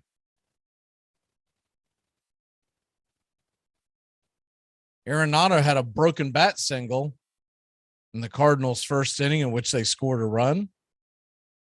The first pitch on the way to from Anderson is high and out of the zone. It's 1-0. Arenado 17 homers on the year, 55 RBI. The 1-0's hit down the third base line, but plenty foul. It's 1-1. Arenado with an 893 OPS. So when he makes contact, he usually puts a charge into it. The 1-1 pitch is just off the plate. Good curveball by Ian. Better eye by Arenado. It's 2-1.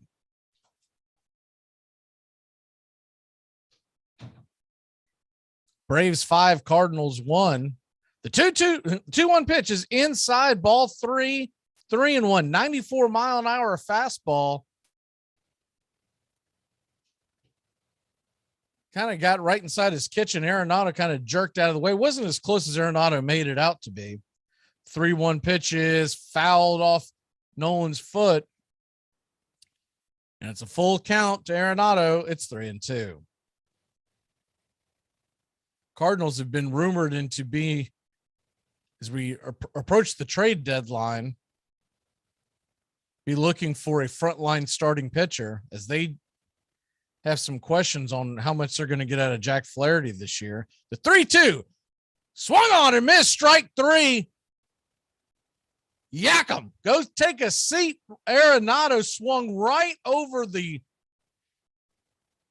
changeup. It just pulled a string. He went straight to his knee after the swing and miss, and there's 2 away. Just out in front of that. Great pitch by Ian Anderson. When he's got that changeup working and it's not diving into the dirt, he is hard to hit. The first pitch from Anderson is a fastball way out of the zone and high. It's 1-0. You even see Contreras kind of slowly telling him to calm down from behind the plate. The 1-0 pitch is fouled back in and out of the glove of Contreras. It's 1-1. Braves definitely need Anderson to get on the right track. He was every bit as important as anyone on this team, bringing home that world championship last year. The 1-1 is hit high and deep into left center. Underneath it is Harris calling off Rosario. Then he'll put it away. So we'll head to the bottom of the 3rd inning. The Braves lead at 5-1. Riley, Ozuna, and Rosario coming to the plate. Hey, is that a T-bone? No, there's no T-bone. Why no T-bone? Why no T-bone? Because Neil Watkins from accounting is T-bone. Look at that. The Hendersons are getting a new fence. Ah, who cares? They're swingers. I want a new fence. That's it. We're never having sex again. Need a home loan fast? At the American Bank of Los Santos, we'll help you get the debt you need to make life easier. We'll show you how to look richer and be poorer. You need to impress people fast, not in 20 years. It's only a risk if you get into money troubles or the economy changes. Call American Bank of Los Santos. Now that the kids have moved out and have drug problems of their own, maybe it's time to install a luxury marble wet bar so you can get drunk in private. American Bank of Los Santos. Why worry about tomorrow if you look inadequate today? Armchair. I'm Amy Lawrence, and I'm up late, always, after hours, hanging out with you on CBS Sports Radio. Check it out, 2 a.m. Eastern, 11 p.m. Pacific. They show you the ads for the gym. You know, they always show you, try to get you to join up. They show you the before and after guy. I always like the before guy, frankly. Yeah, he looks a little chubby. He also looks like he has a box of donuts and a lot of friends. That after guy's got a weird look in his eye. Looks like he takes his shirt off when he shouldn't. For the past 2 weeks, you've been reading about a bad brag. Today, I consider myself the luckiest man on the face of the earth. When you look around, wouldn't you consider it privilege to associate yourself with such a fine-looking man as is standing in uniform in this ballpark today? That I might have been given a bad break, but I've got an awful lot to live for.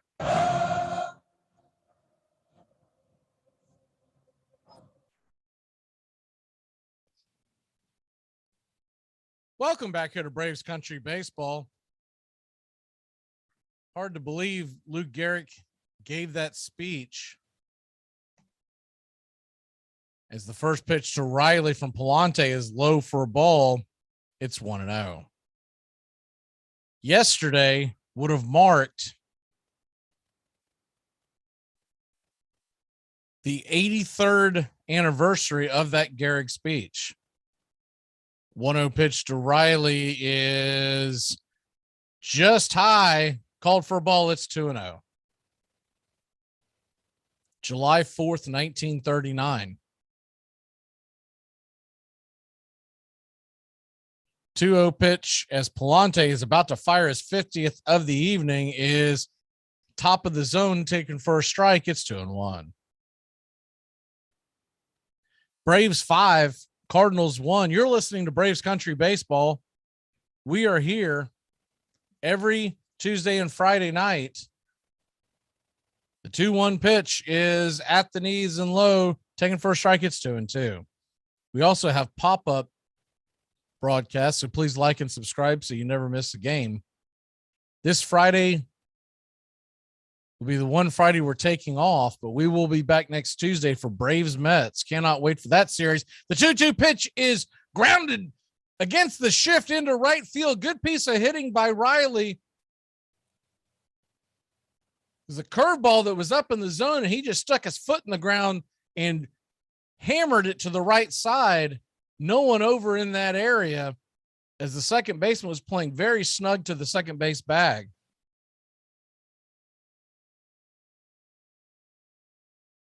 So that'll put a runner on with nobody out. We know we need runs against this Cardinal offense. So we were up 6-1 last night, and it wasn't until the final out was put that the game was let me rephrase that. There was never a point where the game wasn't in doubt. The first pitch is fouled off by Ozuna. It's 0-1. If you missed the game, Will Smith loaded the bases again in the heart of the Cardinal order and barely got out of the mess as the Braves were up 6-3. The 0-1 pitch is in the dirt. Good eye by Ozuna. It's 1-1. Now, he didn't give up a run, but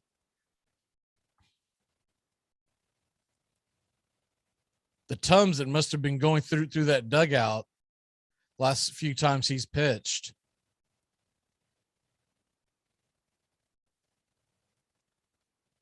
You put the go-ahead run on the plate with less than 2 away. The 1-1 pitch swung on and missed by Ozuna. Looked like the curveball. It was over the top and out in front. It's 1-2.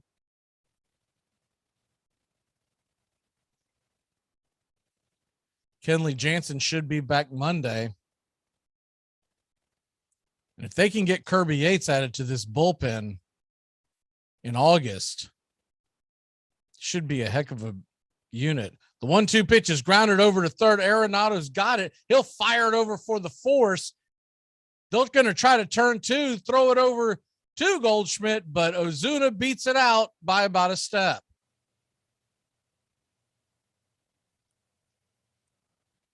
Sliding into second was Riley, but he was forced out by just a hair.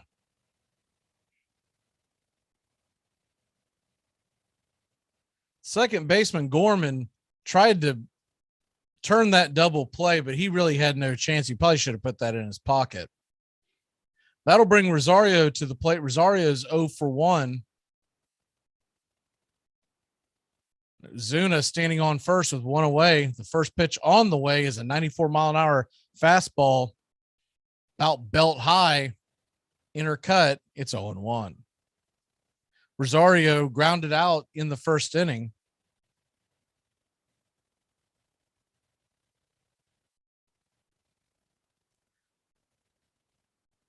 The 0-1 pitch is grounded over to second. Here they go for try to pull the double play. The ball is actually going to come out of the shortstop's glove. Edman tried to reach a errant throw, tried to stretch, but the ball came out of his glove. Ozuna bounced up, acting like he was going to go towards third, excuse me, but he'll stay put. So I would think that's going to be an E4, as it was a bad throw. It did hit Gorman in the glove. They could give it to the shortstop, but it was a bad throw.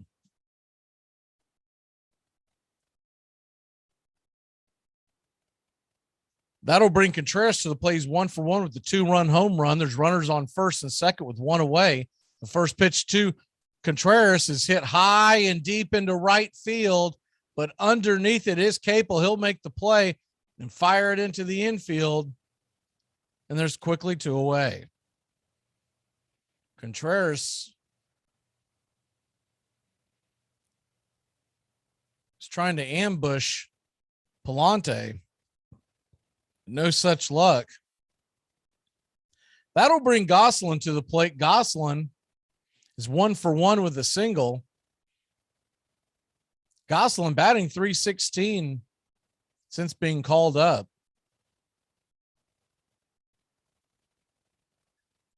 Gosselin's always been known as kind of a punch and Judy hitter, but tries to hit for average. So a single here could score a run. The first pitch is a curveball in the dirt, taken low. It's 1-0. Gosselin's bounced around major leagues and been in the Braves organization for quite a while. He is 33 years old.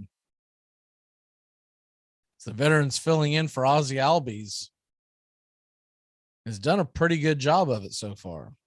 He's a good base runner at that. The 1-0 pitch to Gosselin is inside, gets away off the glove of Romine, but the runners will stay put. It's 2-0. Ball rolled away from Romine, but it was rolling towards third, so Ozuna most likely would have been dead meat.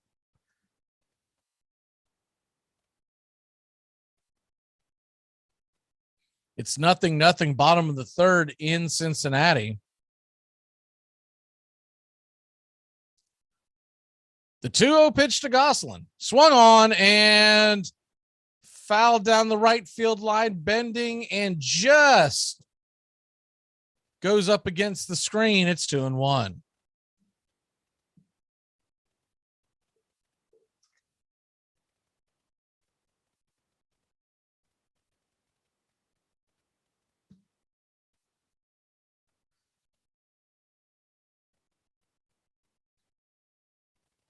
Gosselin digs in as Palante is taking a second to regroup.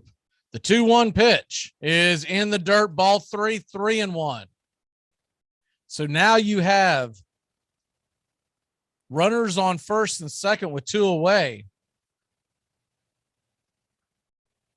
They'll be running on any kind of contact. Ozuna has good speed. Decent speed. I don't know if I call it good speed, but decent speed. So you would think he would score anything to the outfield. Palante gets set as he looks over. He kicks and deals and fouled back. Looked like the slider, top of the zone, 86 miles an hour. It's now 3-2. So now the runners will be going. Anything that gets in the gap may score 2.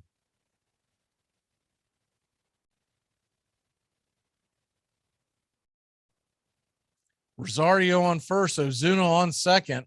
The 3-2 pitch. On the way, runners go and swung on and missed strike 3. 95-mile-an-hour fastball on the outer edge, and Gosselin could not catch up. So that'll end the inning. The Braves put 2 on, but failed to score. We head to the top of the 4th. Atlanta 5, St. Louis 1. There's quickly 2 away. Just 7 pitches into the inning, and Freddie Freeman comes to the plate. Here's the first pitch to Freddie Freeman, hit high and deep in center field. It's going back. Zip, boom, bam, it's gone. The Braves lead it 5-4. Freddie Freeman comes through in a big way. He takes Josh Hader deep. The Atlanta Braves lead it 5-4 on the bat of Freddie Freeman. The crowd is going bananas. Hey, Braves fans, the Armchair Quarterbacks YouTube channel are bringing you Braves baseball all season long. Hi, I'm Mac McGee, and I'll be bringing you Braves baseball play-by-play for the Braves fans out there, for all of Braves country. So pull up an armchair and join us for Braves country baseball, first pitch to last pitch, Tuesday and Friday nights, and the Saturday afternoon games, right here on the Armchair Quarterbacks YouTube channel. In 1882, owners of Midwestern clubs left out of the National League established a league of their own, the American Baseball Association. Its games cost just a quarter. Its teams played on Sundays, and its ballparks sold liquor. The new Beer and Whiskey League drew bigger, rowdier crowds. The stands filled with working men and immigrants, not the middle-class, native-born fans who followed the National League. It was baseball's heyday. Competition flourished, play improved, attendance skyrocketed, and huge wood and iron grandstands were built in all the big cities. The 2 leagues staged an end-of-the-season championship for fans who could not get enough baseball.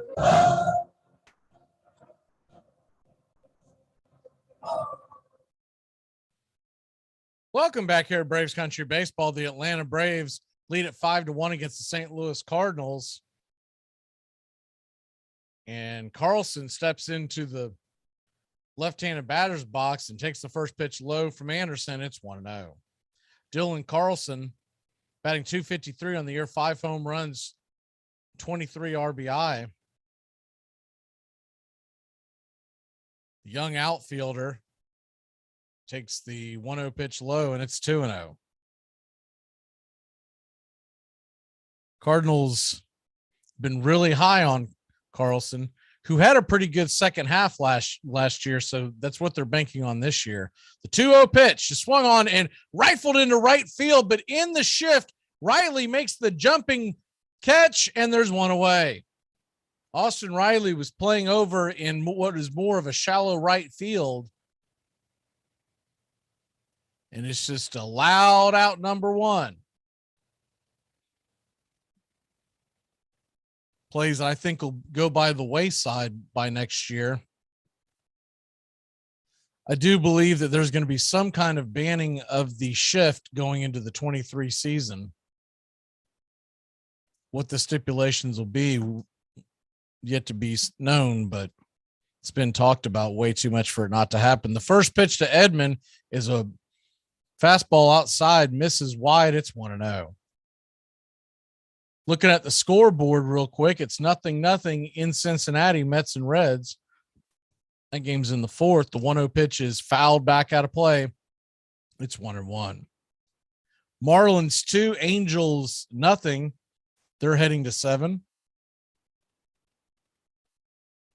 Orioles 4-0 over the Rangers in the top of 5. 1-1 pitch is fouled down the left field line, well out of play. And it's 1-2. Don't look now, but the Baltimore Orioles are actually in the wild card hunt. More on that in a minute. Philly leads Washington 4-0 in the 5th. And the Pirates all over the Yankees, 4-0, heading to top of 5 in Pittsburgh. The 1-2 pitch is off the plate.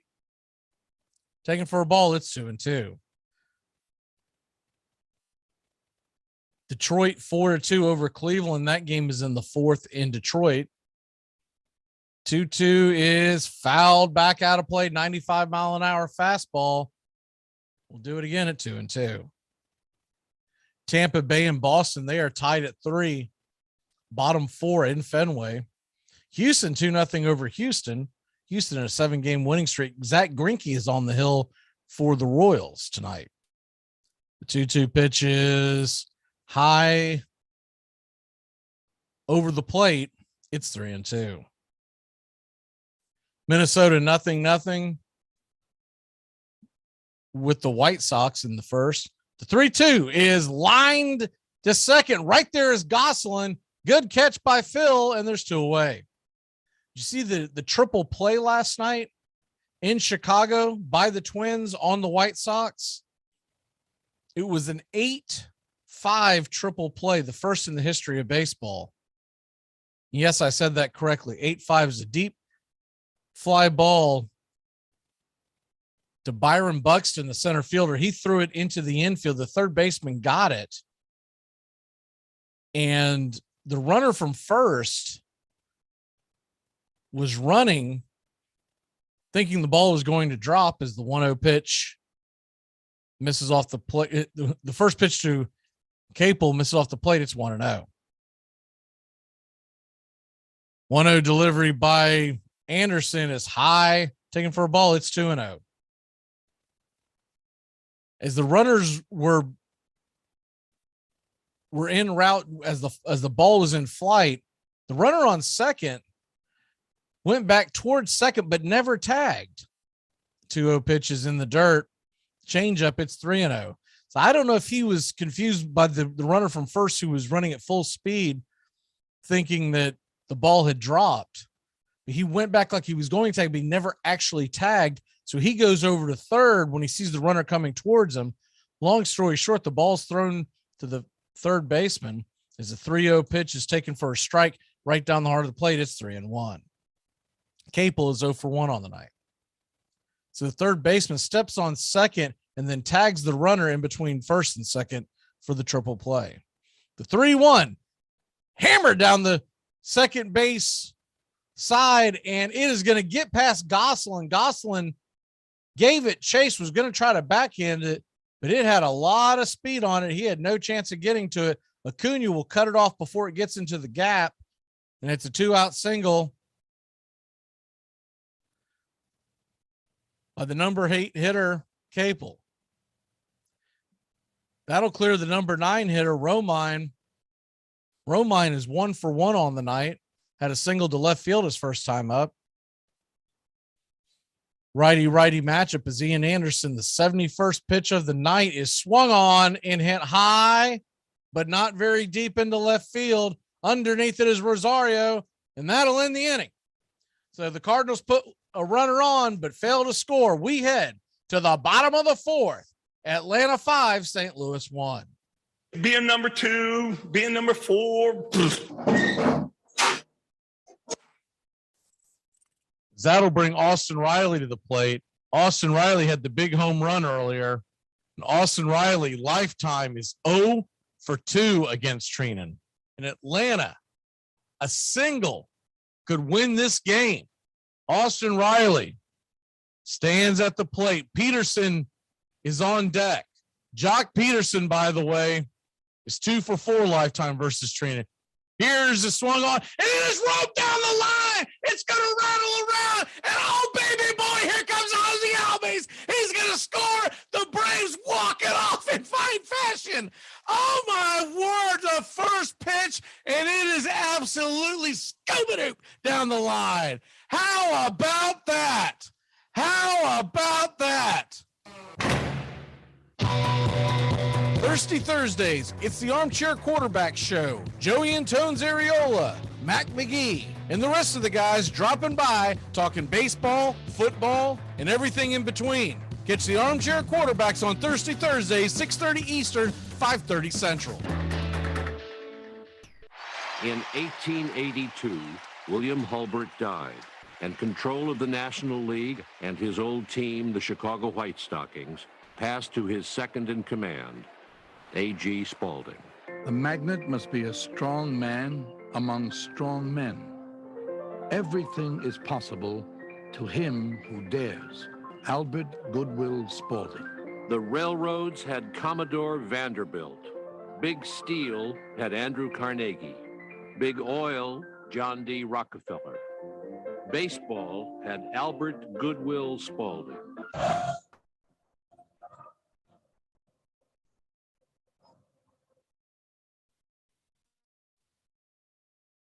Welcome back to Braves Country Baseball. The Atlanta Braves lead the St. Louis Cardinals 5-1. As we head to the bottom of the fourth, it's Harris, and then the top of the order, Acuna and Swanson due up. Michael Harris, the second, 0 for 1 on the night.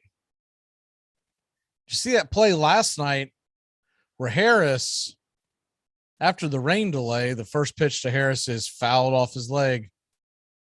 It's 0-1. Gosselin was on first, and he was running on the play. And Harris smoked a ball, comebacker to the pitcher, that if it doesn't hit the pitcher, Gosselin's on, it's going to be first and third with nobody out. Instead, is the 0-1 pitch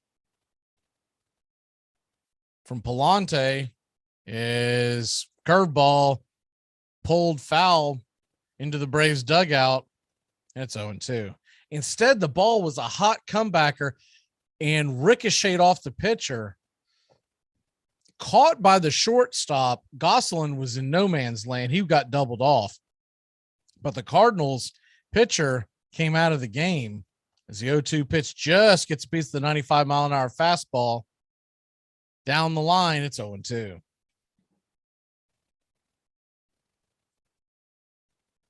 He came out of the game, and I didn't see the update, but I can't imagine it's very good. It looked like it hit him right there on the pitching hand, right there on the wrist. He did try to throw a pitch, but they took him out. The 0-2 pitch is in the dirt. Did that get Harris? Guess it just narrowly escaped him. Went into the dirt, into the batter's box. Somehow missed Harris altogether. We'll do it again at 1-2. 1-2 from Palante is swung on and hammered down the first base line, but foul. We'll do it again at 1-2.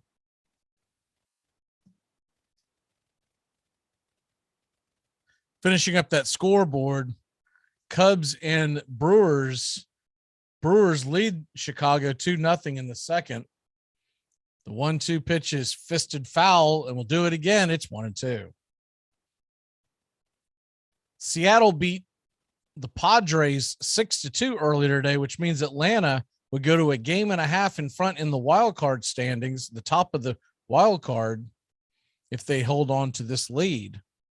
The 1-2 fisted is a dribbler and a shortstop, and I don't know what in the world he was thinking. It was in the shortstop area. I said shortstop, but it was actually Arenado, who's the third baseman because of the shift. And he waited for the ball to dribble to him. He then barehanded it, but Michael Harris was safe by a mile at first. You are not going to get Harris if you wait for a slow dribbling ball to come to you. His only chance would have been to charge that. Guess he just got a bad read on it. Arenado, one of, if not the best third baseman in the game. That'll bring Ronald Acuna Jr. to the plate as they throw back over to Harris and chase him back to the bag. Acuna is 1 for 2 on the night. A single in the first, a run scored. He also stole a base. Harris leading off at first and getting a lot of attention from Palante. He's already thrown over there, and he keeps looking over. The first pitch to Acuna is fouled back out of play, 94 miles an hour. It's 0-1. Back to that story about the triple play of Minnesota and Chicago. The best part of the entire thing was watching Tony La Russa, who is as old school as you can get, watching the whole thing unfold by his team getting tripled off, and his mouth was just hanging low in the dugout like, what in the world did I just see? It's terrible base running. The 0-1 pitch to Acuna as Blue calls time. I don't know if that was Acuna asking for time. It must have been. So we'll reset here. 0-1 is the count. Runner on first, nobody out. The Braves lead at 5-1. Top of the Braves order with Acuna, Michael Harris on the bag, and curveball fouled down the third base line, and it's 0-2.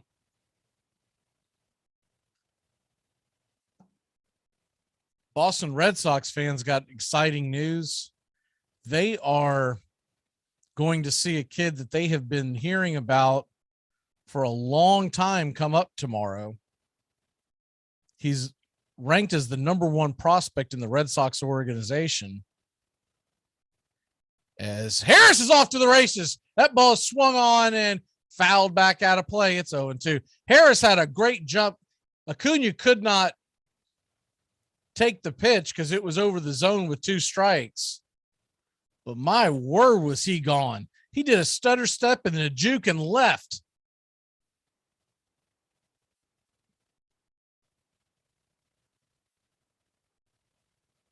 Pitcher I'm referring to, his name is Brayan Bello.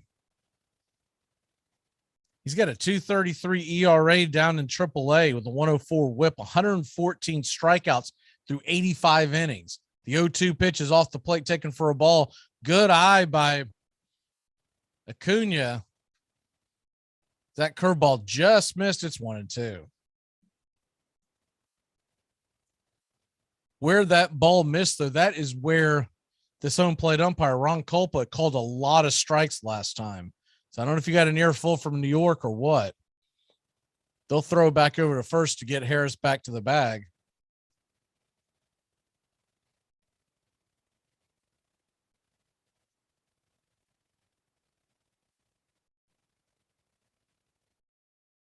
So yeah, Brayan Bello is going to hit the mound for the Red Sox versus the Tampa Bay Rays tomorrow. 1-2 pitch on the way is swung on and missed. Strike 3. Slider type of the zone, and Acuna just could not time it up. So that'll bring Dansby Swanson to the plate. Swanson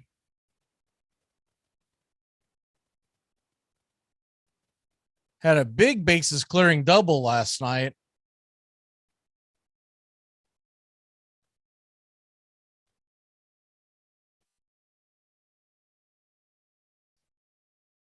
Dansby trying to find a way to get Michael Harris home.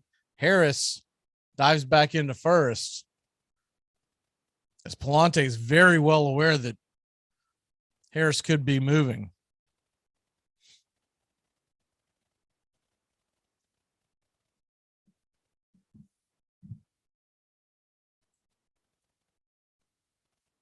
Palante looks in. He deals. Curveball banged foul down the third base side, and it's 0-1. It's still scoreless in Cincinnati. Mets and Reds. What is interesting about that game, so I looked at the game before it started because I was curious who was going to be going up against Max Scherzer. It's the 0-1 pitch from Palante. He deals in, fastball foul down the third base side. It's 0-2. The Cincinnati pitcher tonight, it's a kid by the name of Nick Lodolo. Lodolo came into the game with an ERA over 6. He has pitched 4 innings of shutout ball with 7 strikeouts. So he has stepped up to the task for the Reds. The 0-2 pitch, Michael Harris is gone, and the ball is in the dirt. Dansby takes it for a ball, and Michael Harris has stolen second base. Great base running by Harris. Romine had no chance of getting him. It was a good jump. The ball went way into the dirt.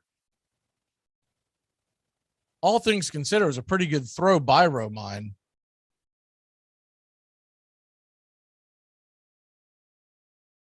As they tried to push Harris off the bag. Michael Harris with his 5th stolen base. So he's in scoring position now. And a 1-2 count to Swanson. 1-2 delivery on the way. High, taken for a ball. It's 2-2. 96-mile-an-hour fastball.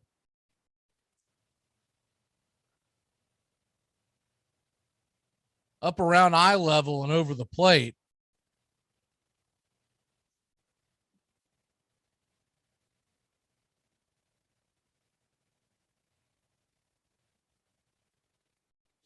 The 2-2 pitch to Dansby Swanson as Palante looks over to Harris. He kicks and deals and swung on and missed. Harris is off to the races and he steals third.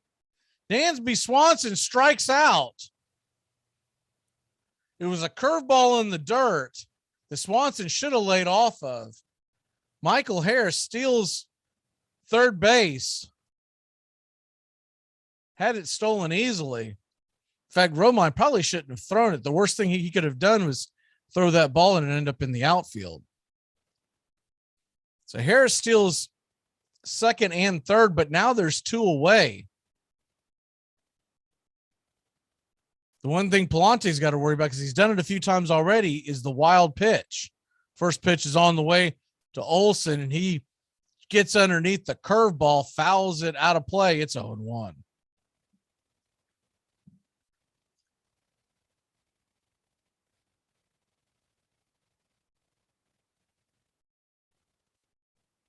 Braves 5, Cardinals 1. We're in the bottom of the 4th with 2 away. The 0-1 inside fastball evens up the count. 95-mile-an-hour. It's 1-1.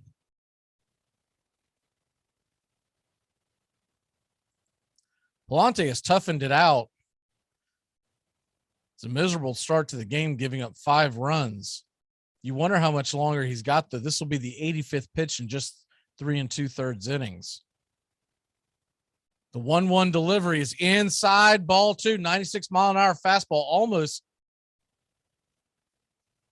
clipped Olson in the jersey.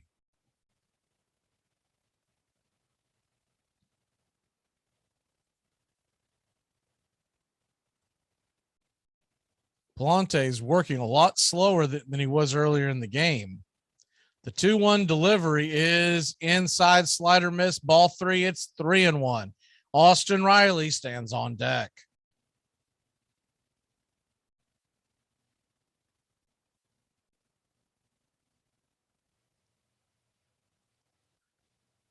Matt Olson 1 for 2 on the night, getting set for the 3-1 delivery. Here's the pitch and hammered down the first base line, but plenty foul. We'll do it again. It's 3-2.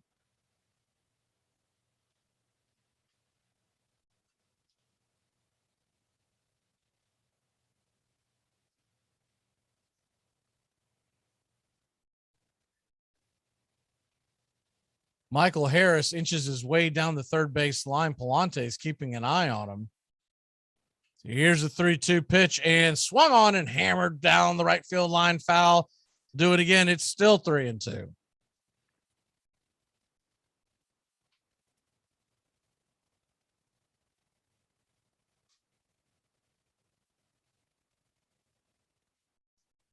Olson trying to get Michael Harris home. He's just 90 feet away. The Braves lead at 5-1, trying to extend this lead with 2 away. 3-2 pitch to Olson as they set up inside. Here's the delivery, swung on, and that ball is rifled down the left field line. Here comes Harris. He's going to score. It kicks off the wall, and Olson gets himself another double. It's 6-1 Atlanta. Olsen went against, it wasn't a full shift. They did have a third baseman over there keeping an eye on Harris, but he was not hugging the line at all. So all he had to do was serve it down that third base line, and there was no one to be found. Harris comes jogging home to make it 6-1, and Olsen cruises into second base. Braves once again lead St. Louis 6-1. They led St. Louis 6-1 last night, that had to hold on to dear life to win the game. Mike Maddox, the pitching coach, Greg's brother, is going out to the mound, and he goes and talks to Palante, give him words of encouragement. They're going to leave him in. He'll face Austin Riley. Remember, St. Louis's bullpen's gotten beaten around a little bit the last few days. You had the long rain delay last night where you had to go to the bullpen early, and then to top it off, that series in Philadelphia, there were a lot of runs scored. Here's the first pitch to Riley, and he swings and drags it down the third base line. It's 0-1. The left-hander, Naughton, is warming up in the St. Louis bullpen.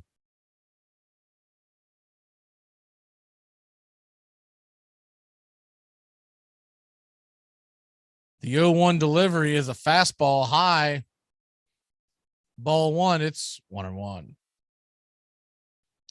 With Ozuna on deck and Rosario in the hole, you got to figure the furthest he's going to go here is to face Ozuna. Righty-righty matchup, the 1-1 delivery swung on and missed. Riley swinging out of his shoes at the curveball way off the plate. And in the dirt, it's 2-2. Austin Riley 2 for 2 on the night with a 2-run home run and a single.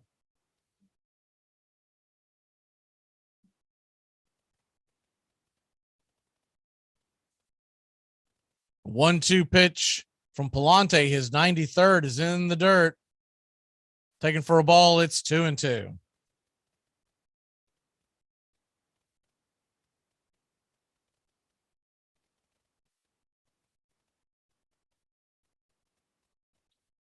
Palante at the end of his rope trying to get through the fourth inning. His Redbirds trail 6-1 to Atlanta. The 2-2 in the dirt, ball 3, 3-2. Misses with the slider. He's predominantly gone slider and fastball here. I think he's lost a lot of his curveball was working pretty well earlier in the game, but I think he might have. As the 3-2 pitch is fouled back out of play. Another slider. I think he's lost a little bit of confidence in that curveball, which tends to happen as the guys tire because they don't want to hang one. 3-2 delivery. Olsen on second, and that ball is rifled down the left field line. And here comes Olsen. He's going to jog around and score. It's 7-1. Austin Riley trucks his way into second base. And Austin Riley is now 1 triple away from the cycle, and we're only in the fourth inning. 7-1 Atlanta. Good piece of hitting by Riley.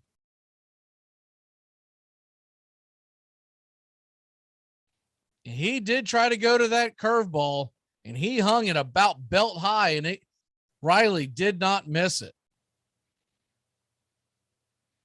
That thing went down into the corner and up against the wall.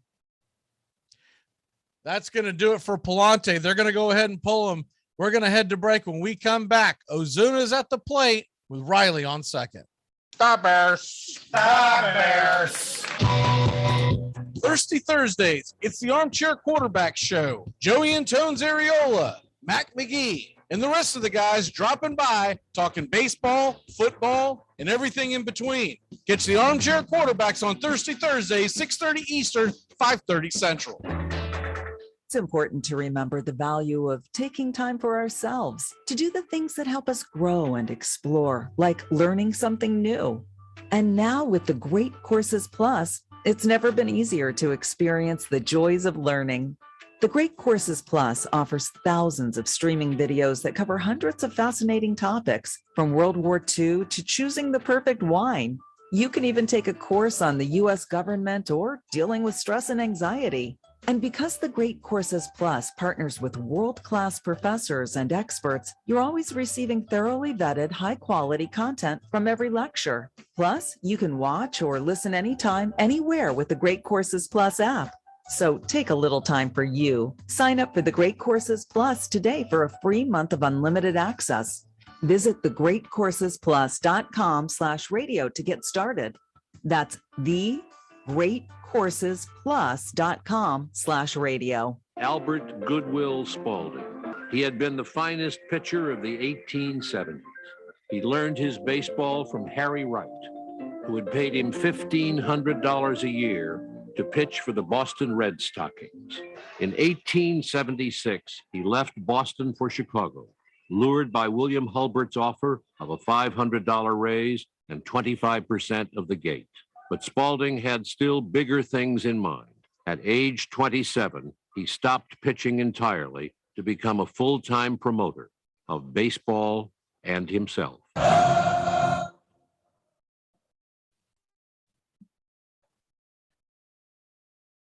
Welcome back here to Braves Country Baseball. The Atlanta Braves lead at 7-1. Austin Riley stands on second with 2 away. Marcell Ozuna is coming to the plate. Packy Naughton is going to come to the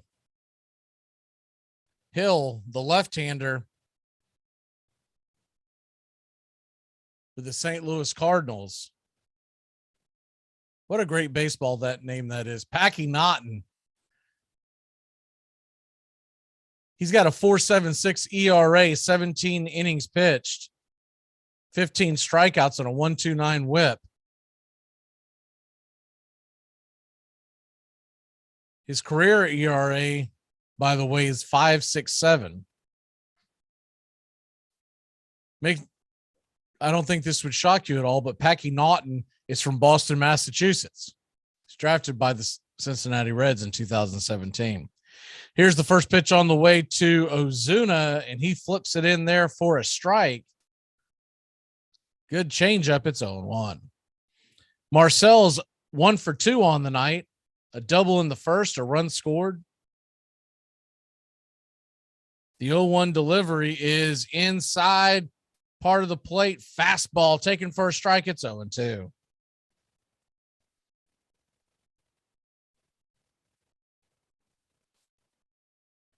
Naughton looks in on the 0-2 pitch to Ozuna, and changeup just misses outside.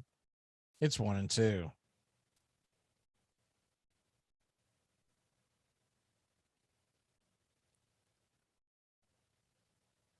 Austin Riley stands on second with 2 outs, so anything that drops in the outfield should score him. The 1-2 pitch, inside fastball, 93 miles an hour, about knee high. It's 2-2. Standing on deck is Eddie Rosario.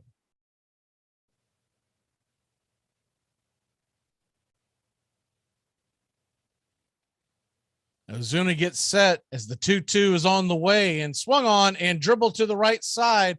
It's going to get picked up and fires it over to first. Just gets Marcell by about a half step. The second baseman, Gorman, had to wait for Goldschmidt to get over to the bag as he was playing well off it. So that'll end the inning, but not before Atlanta adds 2 and extends their lead. It's 7-1 in Hotlanta, GA. After these messages, we'll be right back. Thirsty Thursdays, it's the Armchair Quarterback Show. Joey and Tones Areola, Mac McGee, and the rest of the guys dropping by, talking baseball, football, and everything in between. Catch the Armchair Quarterbacks on Thirsty Thursdays, 6:30 Eastern, 5:30 Central. You get a whole lot of something with Farmers Policy Perks. So much, I'm going to have to speed things up. You can get the Farmers Signal app, and that could get you up to 15% off your auto policy. That's just for using the app and driving like the normal speed limit, hearing, full stop, making lane change, signaling human being you are. Get a whole lot of something with Farmers Policy Perks. Start with a quote by calling 1-800-FARMERS. We are farmers. Bum, bum, bum, bum, bum, bum. Hey, baseball fans, the Armchair Quarterbacks YouTube channel is going to bring you the baseball game of the week on Thursday nights. Tones Areola and Mac McGee bringing you the action, the biggest game of the week in all of Major League Baseball. That's Thursday nights. This baseball season, the MLB game of the week, right here on the Armchair Quarterbacks YouTube channel. Albert Goodwill Spaulding. With $800 borrowed from his mother, he opened a sporting goods business. Soon, he was manufacturing all the baseballs used in the National League. He then began making bats and uniforms, managing to persuade club owners that each position should have its own distinctive garb. The result was chaos. The team looked like a Dutch bed of tulips, a Chicago sports writer said, and the experiment was quickly abandoned.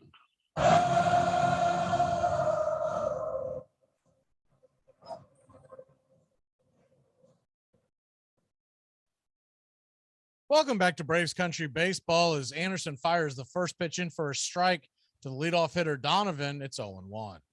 Donovan's 1 for 2 on the night.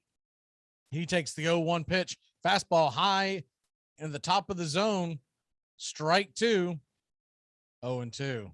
Be interesting to see what Anderson has after a long sit on the bench. The 0-2 pitch is out of the zone and high. It's 1-2. You'd like to see Ian at least get through the fifth so he can qualify for the win. But the way the bullpen was used last night, the 1-2 pitch swung on and missed, strike 3, 94 at the top of the zone. Actually out of the zone, Donovan chased, and there's one away. You'd like to see Anderson somehow make it through the sixth. Would really help out the Braves, who are in the middle of this long run, 20 consecutive days without a game off, so no time to rest that pen. That'll bring the designated hitter Yepes to the plate. First pitch is off the plate, 95-mile-an-hour fastball. It's 1-0.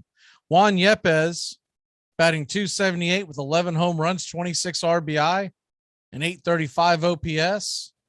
Here's the 1-0 pitch and swung on and foul down the first base line, bending foul and out of play. It's 1-1. Yes, D. I mentioned this beginning of the broadcast. Mike Soroka actually threw live batting practice this week.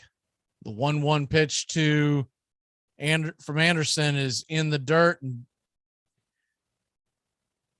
1-1 pitch is a strike.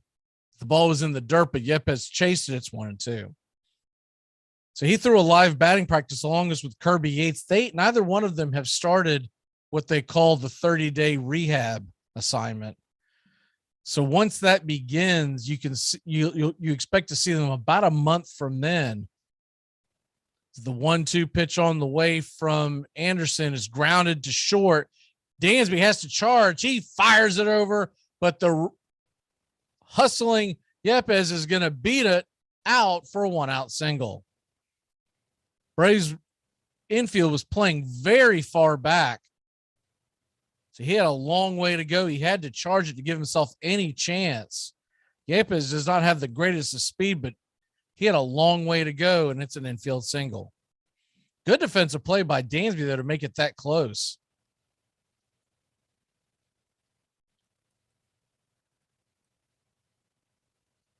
So it looks like that we will get not only Mike Soroka in mid-August, as the first pitch is at the knees to Goldschmidt, and good curveball, it's 0-1. But Kirby Yates, who the Braves signed in the offseason, the right-hander in the bullpen, flamethrower, they expect to have him around that same timeline. And he might actually come back quicker than Soroka because they don't have to stretch him out. The 0-1 is a fastball on the outer edge, kisses the black, it's 0-2. Fifth inning, so it's time to turn back time here on Braves Country Baseball.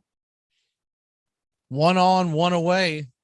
The 0-2 pitch to Goldschmidt. Arenado stands on deck. Here's the delivery. It's in the dirt. Taken for a ball. It's 2-2. That changeup skipped across the plate before it ever reached home plate. About a 57-foot changeup.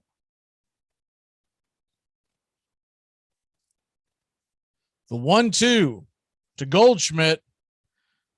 As Contreras sets up on the outer edge. Here's the pitch, swung on and missed. Strike 3. Fastball creeped over the plate, got too much of the plate, but Goldschmidt thankfully missed. There's 2 away. On this date in 1914, the Miracle Braves, as they were called, back then the Boston Braves, they were a record 15 games back on this date in 1914. The Miracle Braves would come back to win, not only win the division, which put them into the World Series back then, they would go on to sweep the A's, the Philadelphia A's, 4-0. As the first pitch is in the dirt to Arenado, it's 1-0. And that was on this date in 1914. The Miracle Braves begin their run. Braves are in a shift on Arenado. So 3 of your 4 infielders are left of the second base bag. Olsen by his lonesome at first. The 1-0 pitch is in the dirt. Did he go around? He did. It's 1-1. Good curveball by Ian. On this date, 1921, the Red Sox would get a dubious record broken. They would lose their 4th consecutive doubleheader, losing to the Washington Senators on this date. And when I say the 4th consecutive doubleheader, is the 1-1 pitch from Anderson is in the dirt, changeup, skips across the plate. It's 2-1. The Red Sox played 4 consecutive days of 4 consecutive doubleheaders, 2 doubleheaders in New York against the Yankees and 2 doubleheaders against the Senators in Boston. And on this date, they lost the 8th consecutive game in 4 days. Still Major League Baseball record. The 2-1 pitch is inside. Ball 3, 3-1. I seriously doubt that record ever gets broken, as they no longer even schedule doubleheaders. And I can't imagine they would ever put 4 doubleheaders back to back on a team. Not with the collective bargaining agreement.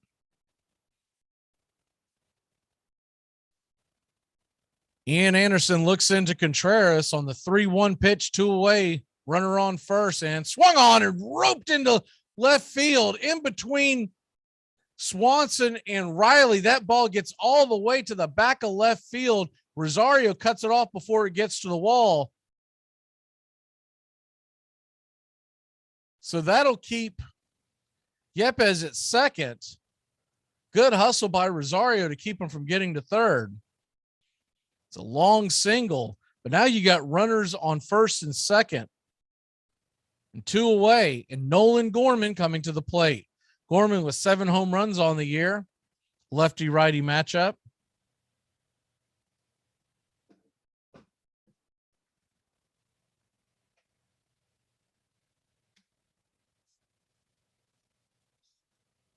The first pitch is a fastball in the dirt. It's 1-0.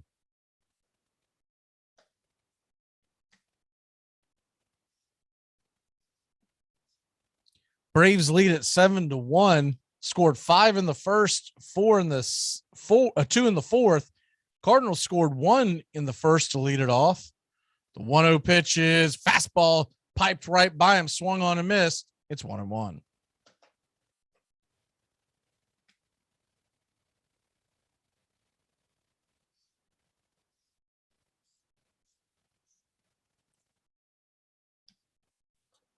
Braves could go a full game and a half in front of San Diego for the final wild card. If they win tonight, the 1-1 pitch is in the dirt. Ball 2-1. And the Reds are currently tied up with the Mets. That game has made it into the 6th inning at 0 apiece. Philly, by the way, all over Washington. They lead the Nationals 6-0. That game is in the 6th. The 2-1 delivery is down below the knees. Ball 3-1. Anderson already at 92 pitches. Dylan Carlson stands on deck. Be interesting to see if he walks Gorman here, if Snicker might pull Anderson. Anderson once again, not an impressive outing. The 3-1 swung on and fouled back out of play. It's 3-2. If he can get one more out, he would qualify for the win. And though the stat line would not read terribly, only giving up 1 run. He has really battled to get to this point. Looks like Colin McHugh is starting to stir up in the Braves bullpen. 3-2 pitch on the way from Anderson. He kicks and deals, and it is well in the dirt. Ball 4. Bases are juiced with 2 away.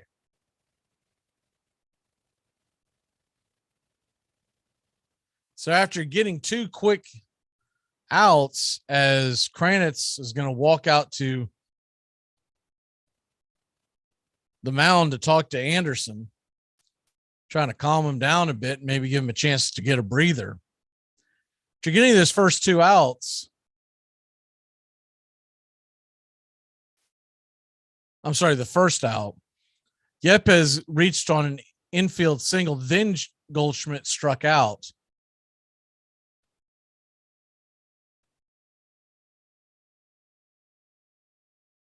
Then Arenado singled deep into left field,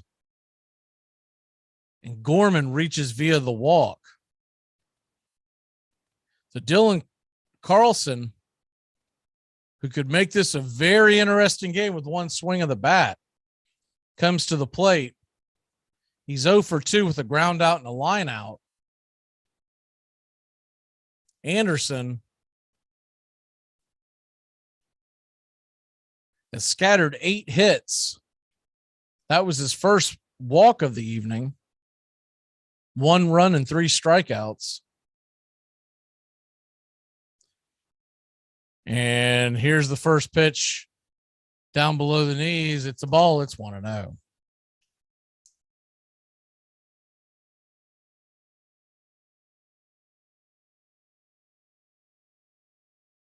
Ian Anderson looks in to Contreras, who sets up on the outer edge, and it's a changeup swung on and just got a piece of it.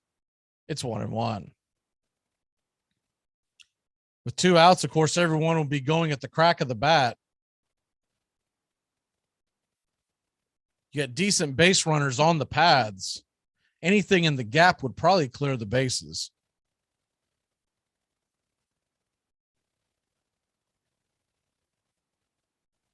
Anderson looks in, working much slower than he was earlier. The 1-1 pitch is fastball fouled back against the screen. It's 1-2.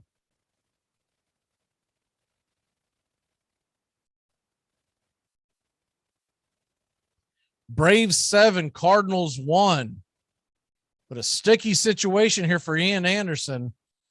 Fans are getting behind him, trying to rally behind Ian. With the bases loaded and 2 outs, he's got a 1-2 count on Carlson. The 98th pitch of the affair is on the way, and change up off the plate. It's 2-2. was trying to get him to chase for strike 3. That pitch was way outside.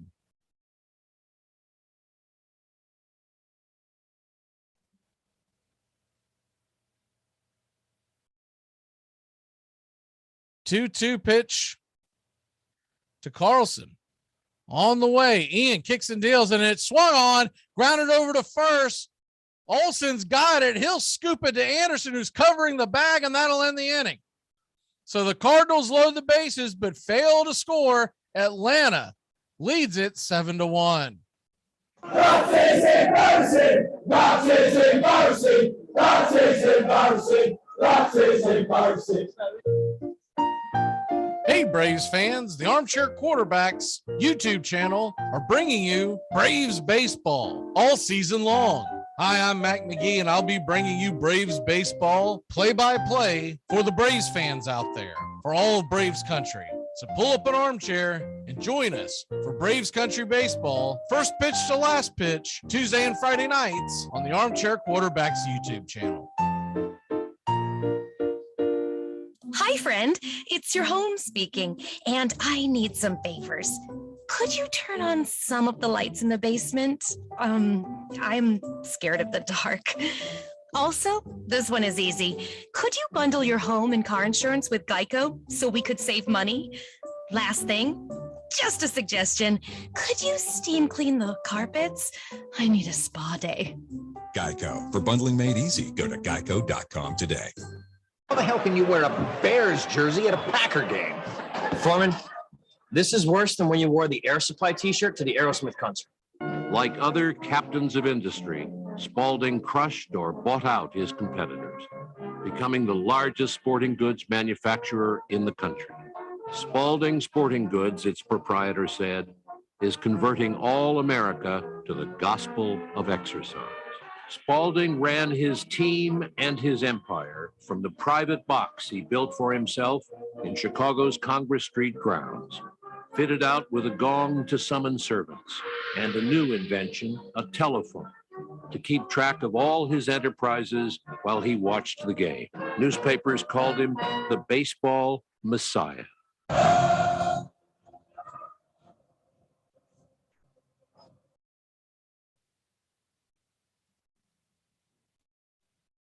Welcome back here to Braves Country Baseball. The Atlanta Braves lead it 7-1.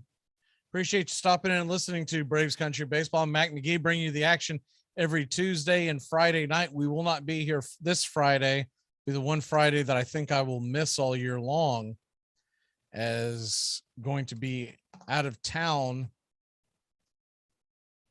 And we start the 5th inning, and the first pitch is a strike to Rosario. It's 0-1. Rosario grounded out, then grounded into a fielder's choice. The 1-1 pitch to Rosario is swung on and fouled back out of play. It's 1-2.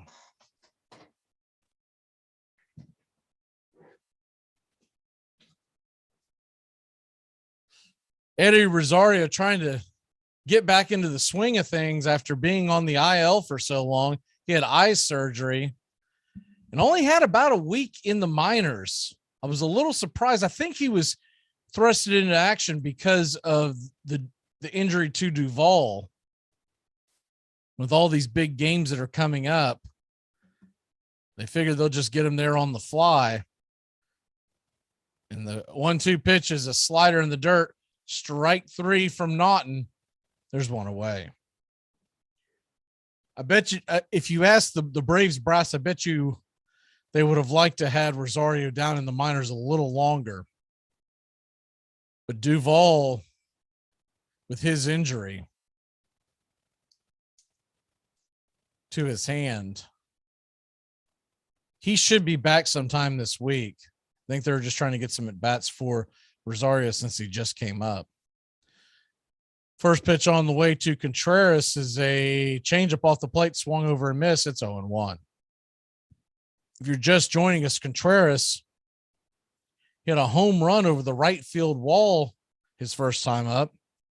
The 0-1 pitch is Another changeup. This one a little further off the plate and swung on a miss. It's 0-2.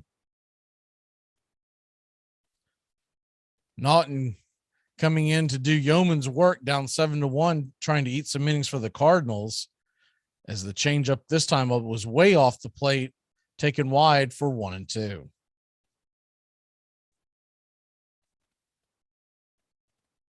The 1-2 from Naughton. Inside, just fouled down the third base line. It's 1-2.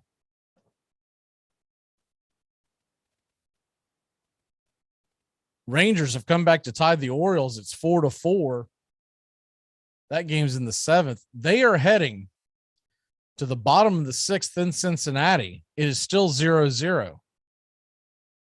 1-2 pitch to Contreras. Swung on and missed. Changeup off the plate, that same spot that he swung at 2 other times.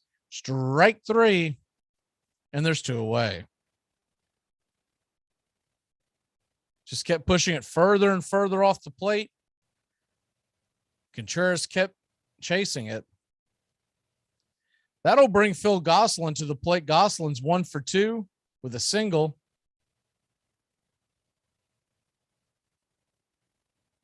So he tries to get on with Harris on deck. And the first pitch is a fastball right there at the knees. It's 0-1.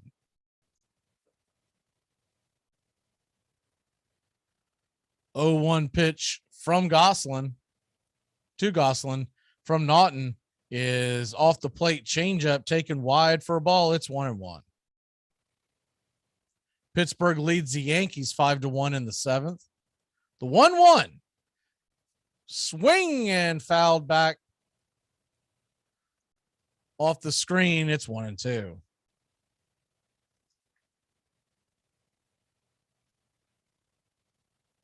Philly now leads Washington 9-0. That game is in the 6th. Naughton kicks and deals the 1-2 pitch, and it's a fastball high taken for a ball. It's 2-2. Rays lead the Red Sox 6-3. Detroit all over Cleveland 8-2. That game is in the 6th inning. The 2-2 delivery on the way and just got a piece of it. Dragged it foul over to the Cardinal dugout. We'll do it again at 2-2. Nobody on, 2 out. A 2-2 pitch to Gosselin, who is 1 for 2 on the night. The deuce is wild as Naughton kicks and deals, and it is a fastball inside, almost gets Gosselin. It's a full count now at 3-2. Michael Harris II stands on deck.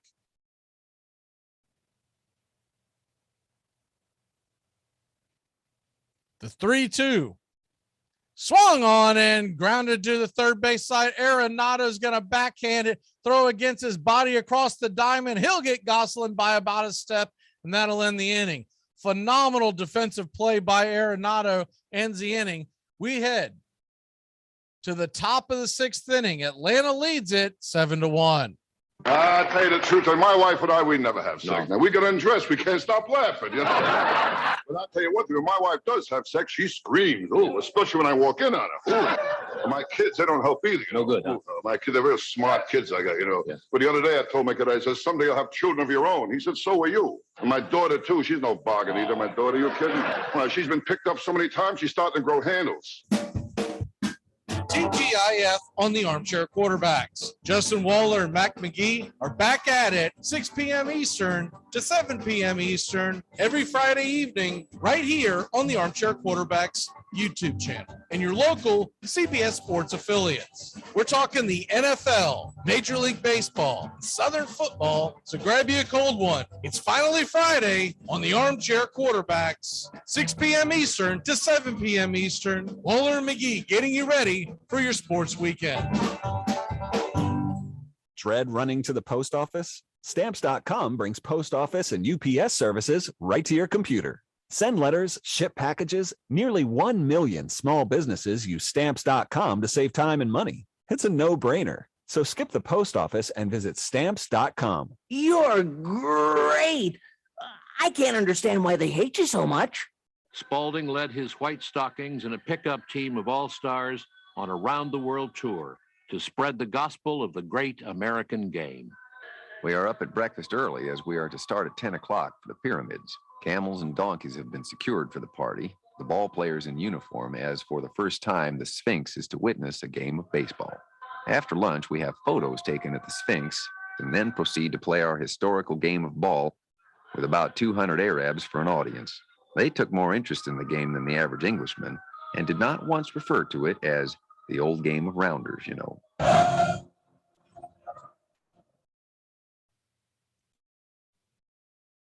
Welcome back here to Braves Country Baseball. Atlanta leads at 7-1 as we head to the top of the sixth inning. Mets and Reds are still scoreless bottom of the sixth, and I was thinking Scherzer might be on his way out. I took a look at it a second ago. He's only 78 pitches into the sixth inning in a scoreless affair, as they are heading to the seventh inning in Cincinnati. First pitch on the way to Edman is fouled down the right field line. It's 0-1. Colin McHugh has come into the game. McHugh had a rough outing last time out. He'll try to right the ship. McHugh stands and delivers the 0-1, and that ball is grounded over the right side. Gosselin's got it. He'll flip it over to Olson at first, and it's a 4-3 put out. There's one away.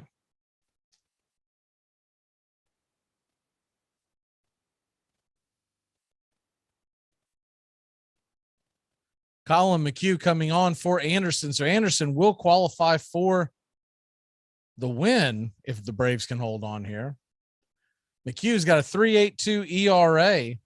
The first pitch is a fastball to Capel, outer edge of the plate, called for a strike. It's 0-1.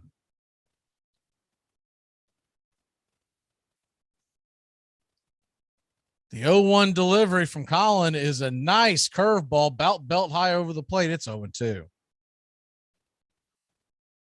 Colin's got a 1.15 whip on the year, 40 strikeouts through 33 innings. 0-2 delivery is curveball right there on the edge of the plate. Strike three. He got caught watching the paint dry, and there's two away. Capel was looking for the express and got the local. A knee buckler on the outer part of the plate. Game 3 tomorrow night against these same Cardinals, 7:20 Eastern, and game 4 as well, 7:20 Eastern. So night baseball all week for the Braves.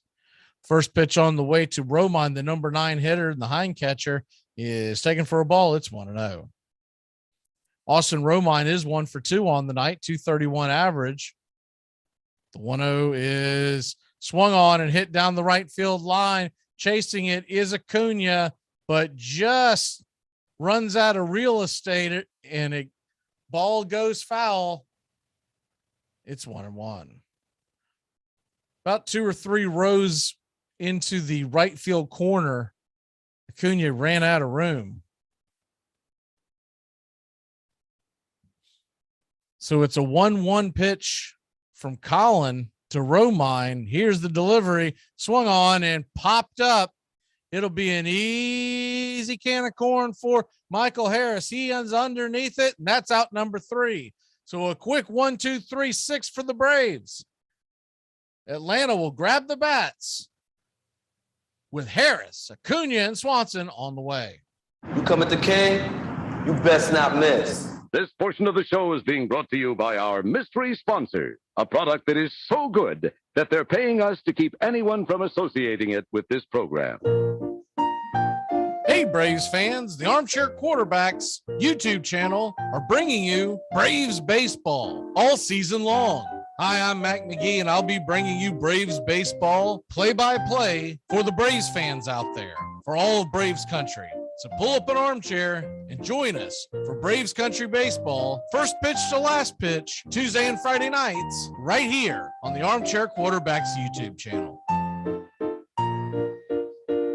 If we actually enjoyed our New Year's resolutions, we'd all have 6-packs, money in our saving accounts, and we'd know how to play the piano. I have to tell you about the one resolution I actually enjoy. It's Built Bar. It's delicious. Oh, yeah, it's healthy too. Built Bar is healthier than your favorite protein bar. They're low cal, low sugar, high protein, high fiber, great for the keto diet. Lose or maintain weight while indulging. And with only 4 net carbs and 150 calories, there's no guilt. Visit BuiltBar.com. Just a bit outside. Ball 4. Ball 8. On many summer day, I played baseball starting at 8 in the morning, running home at noon for a quick meal, and again with fielding and batting till it was too dark to see the ball. These were times when my head seemed empty of everything but baseball names and figures. I could name the players who led in batting and fielding and the pitchers who had won the most games. And I had my opinions about who was better than anybody else in the national game. Carl Sandburg.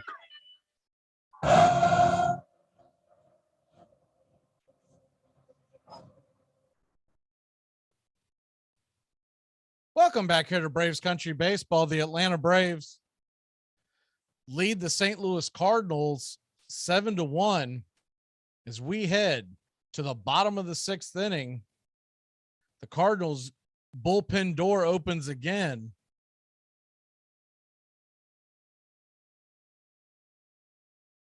And I'm sorry, that is Norton once again. I thought they had changed pitchers. He looked different. The first pitch is on the way to Michael Harris, lefty-lefty matchup, and it's a curveball in the dirt, swung on a miss. It's 0-1. Harris 1 for 2 on the night, swings at the 0-1 pitch, and it is a fastball outer edge. Strike 2, 0-2 to Harris. Marlins lead the Angels 2-1. The 0-2 pitch is in the dirt, taken for a ball. It's 1-2. Marlins held on and beat the Angels 2-1. Excuse me. Orioles now 7-4 over Texas. That game is in the 7th. Philly all over Washington 11-0. The 1-2 pitch is grounded to the left side. On it is Arenado. This time he is going to charge the ball, fires it over to first, and gets Harris by about a step. Maybe half a step. There's one away. Arenado learned his lesson on Michael Harris. He is shot out of a cannon coming out of that batter's box. You've got to get it and go. That'll bring Acuna to the plate. Ronald Acuna is 1 for 3 on the night. A single, a run, a stolen base.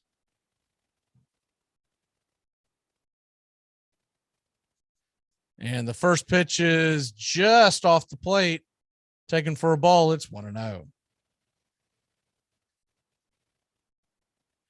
Cincinnati and New York are still scoreless in the top of 7. The 1-0 pitch is at the knees, 93-mile-an-hour strike. It's 1-1. On this date in 2001, the Pirates, Lloyd McClendon, the manager, as the 1-1 pitch is swung on and missed on the outer edge, change up off the plate. It's 1-2.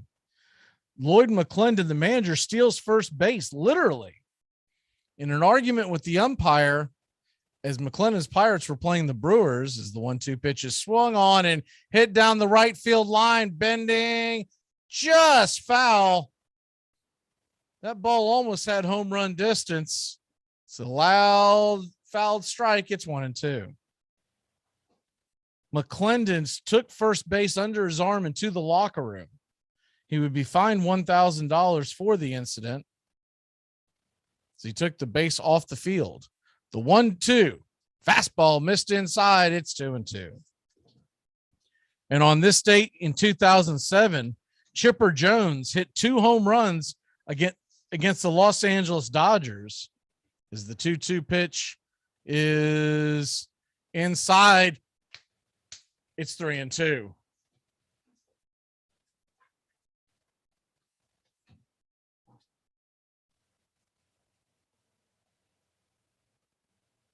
Three-two pitch to Acuna, swung on and hit high but not very deep into right field. Underneath it is Capel, and there's 2 away.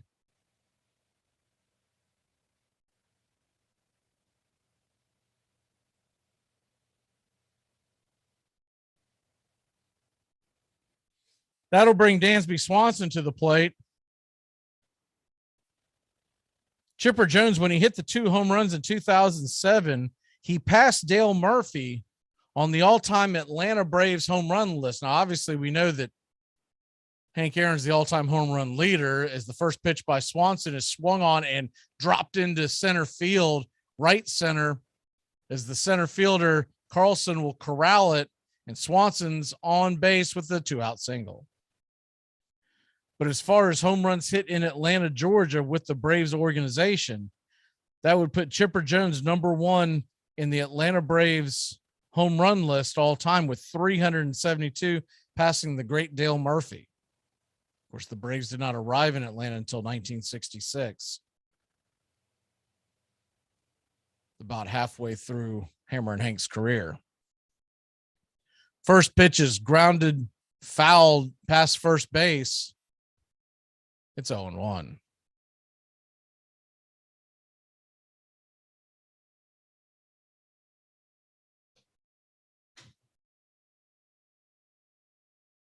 Braves 7, Cardinals 1.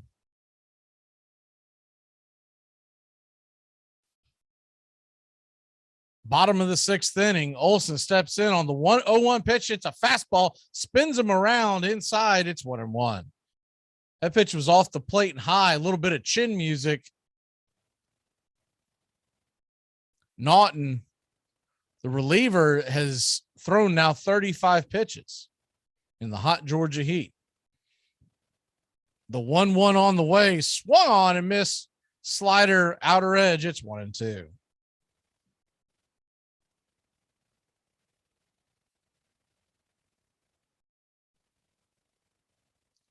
Cardinals do have a righty warming up in the bullpen. The 1-2 delivery off the plate wide. Ball 2. It's 2-2. This may be Naughton's last batter, one way or the other.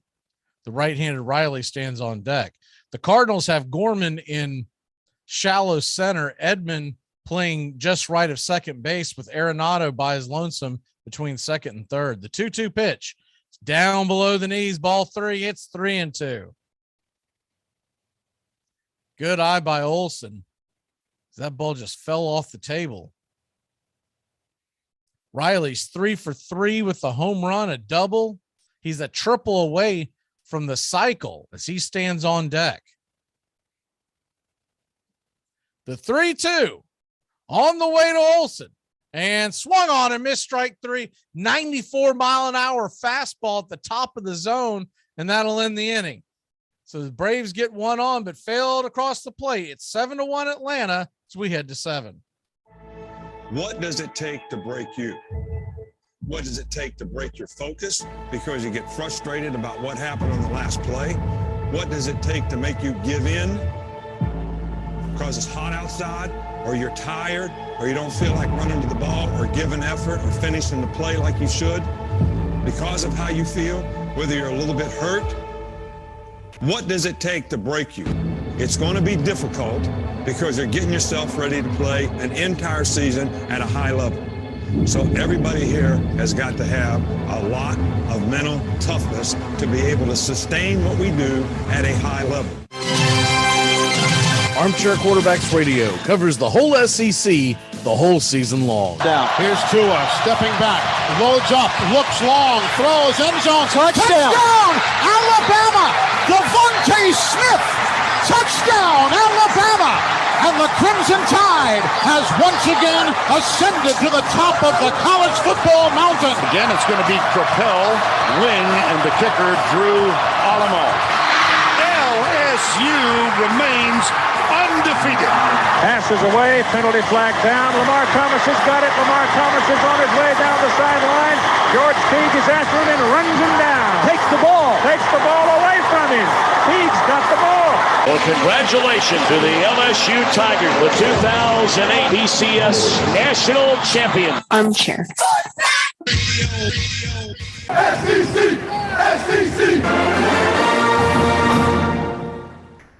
Roger Connor of the New York Giants was the era's greatest home run hitter.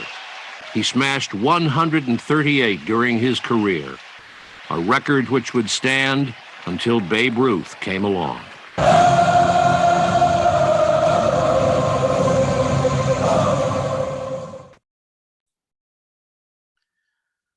Welcome back to Braves Country Baseball. The Atlanta Braves lead at 7-1. Colin McHugh's back out there on the mound to pitch the seventh inning.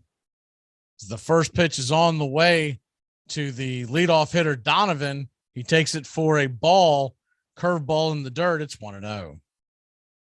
McHugh only threw 8 pitches in that last inning. The 1-0 pitch is hit down the left field line, giving chase Rosario. He's underneath it for out number 1. The score holds about this. You got to figure there's a good chance we see Tyler Matzik tonight. They wanted to work Matzik in, but they didn't want him in a high leverage situation. Perfect opportunity with the Braves leading by 6. This will bring Juan Yepez to the plate. He's 1 for 3 with a single in the 5th inning. And the first pitch from McHugh is a slider off the plate, swung on and missed. It's 0-1. McHugh looks into Contreras, kicks and deals, and it is a cutter, outer edge, fouled back out of play. It's 0-2. Cubs have taken a 4-2 lead over the Milwaukee Brewers. That game is in the top of the 5th inning. The Mets are threatening in Cincinnati with 2 outs in the 7th. They are into the Cincinnati bullpen. 0-2 delivery from McHugh is swung on and missed. Strike 3 slider. Chase it off the plate and out of the zone, and there's 2 away.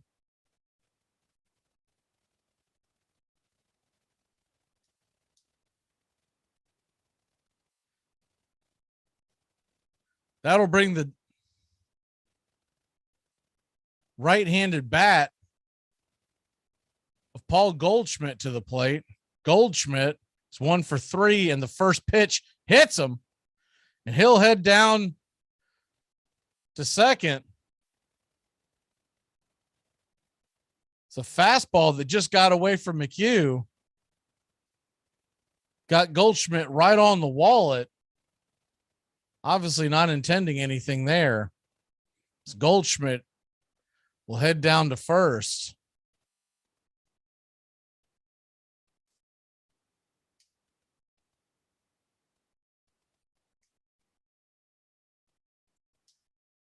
So Nolan Arenado comes to the plate. He's 2 for 3 on the night, and the first pitch is swung on and fouled back against the screen. It's 0-1.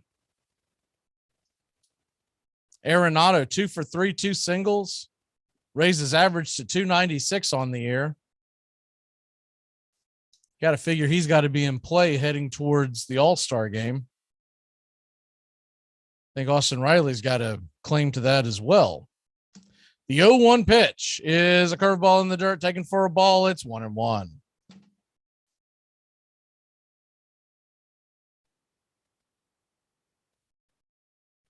Welcome in, Paul.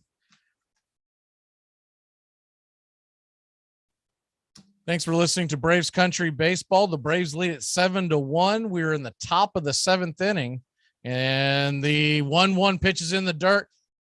Contreras has to dive and backhand it as the ball went into the left-hander's batter's box. McHugh has all of a sudden lost the grip on the ball.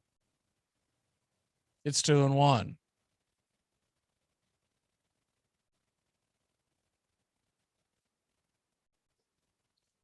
The 2-1 pitch from McHugh on the way, and slider, nice slider, good action. Bends right over the plate for a strike there, belt high, and it's 2-2.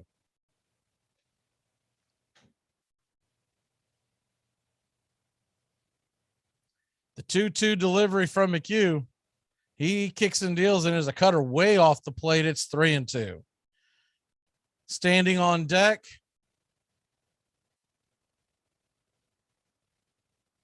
is Nolan Gorman. Gorman, the lefty, followed by Carlson, the lefty. You wonder if they might bring Matzek in. Here's a 3-2 pitch. It's in the dirt, and ball 4. Arenado heads down to first, and a hit Batman and a 6-pitch walk. Has something brewing for the Cardinals here in the top of 7.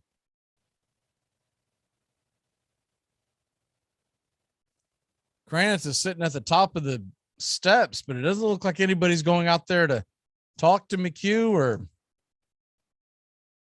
so they're going to let him face Gorman. McHugh has thrown 20 pitches now. The first pitch on the way from Colin is a cutter top of the zone, called for the strike. Might have been a high strike. It's 0-1. Nolan Gorman, 256, 7 home runs, 19 RBI, a 790 OPS. He's got a chance to drive in some runs here. The Braves lead at 7-1. The 0-1 pitch is swung on and grounded over to Olsen. Olsen backhands it, flips it to McHugh. He's covering the bag, and that'll end the inning. So we'll head to the bottom of the 7th inning. Get time to stretch. The Braves lead at 7-1. All right. I can't see you. Let me hear you. All right. Casey was baseball mad, had the fever and had it bad. Just to root for the hometown through every stew. Casey Blue. On a Saturday, her young beau called to see if she'd like to go to see a show, but Miss Kate said no. I'll tell you what you can do. Take me out to the ball game. Take me out with the crowd. Buy me some peanuts and Cracker Jacks. I don't care if I ever get back. Let me root for the home team. If they don't win, it's a shame. For it's 1, 2, 3, stretch around and the whole ball game. Casey saw all the games, knew the players by their first names. Told the umpire he was wrong all along, good and strong. When the score was just 2-2, Casey knew what to do. Just to cheer up the boys he knew, he made the gang sing this song. Me out to the ball game. Come on. Me out to the crowd. Buy me the peanuts and Cracker Jacks. I don't care if I never get back. Root for the home team. If they don't win, it's a shame.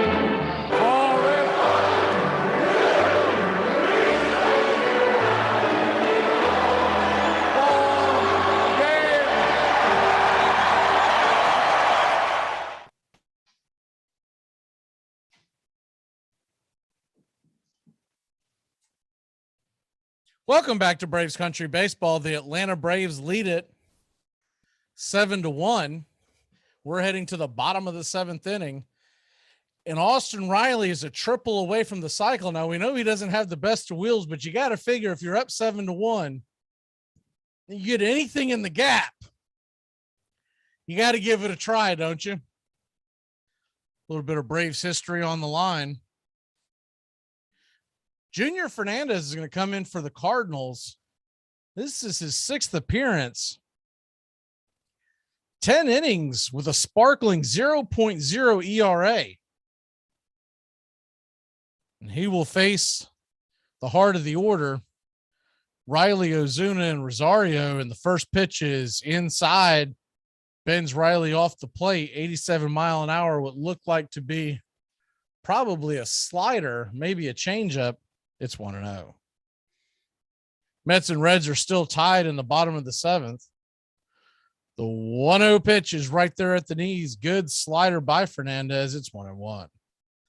Tyler Matzek is warming up in the Atlanta bullpen. Gotta imagine he's going to get a warm reception. One of the fan favorites, and the 1-1 pitch is below the knees for a ball. It's 2-1.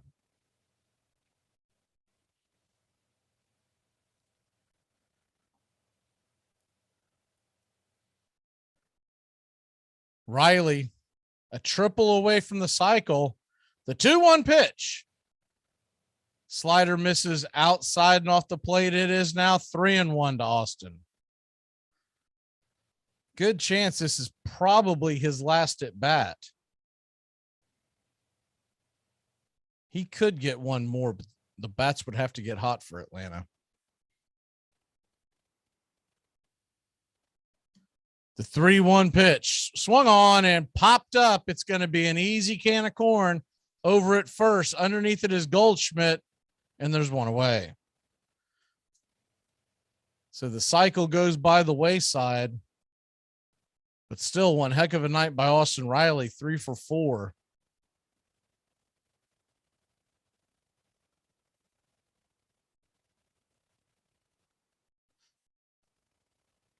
That'll bring up to the plate the designated hitter, Marcell Ozuna.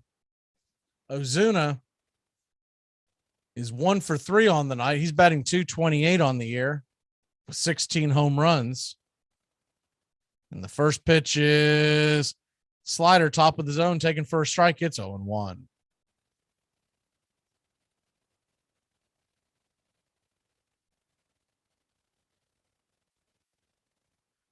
The 0-1 pitch swung on and missed, slider in the dirt. It's 0-2. Fernandez has this weird kind of giddy up in his leg on his delivery. Kind of kicks it almost like he's trying to kick his shoe free on the way to the plate. The 0-2 pitch is off the plate and wide. It's 1-2.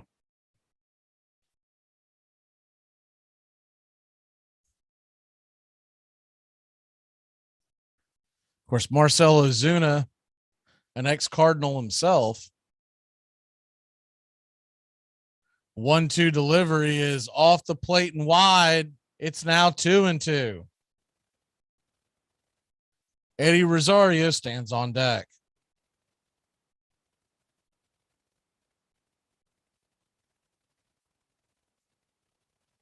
Rosario got his first base hit last night.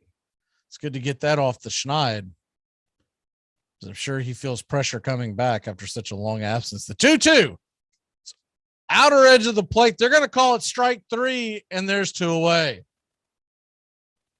Fastball that looked a little bit outside, but not by much. Definitely too close to take.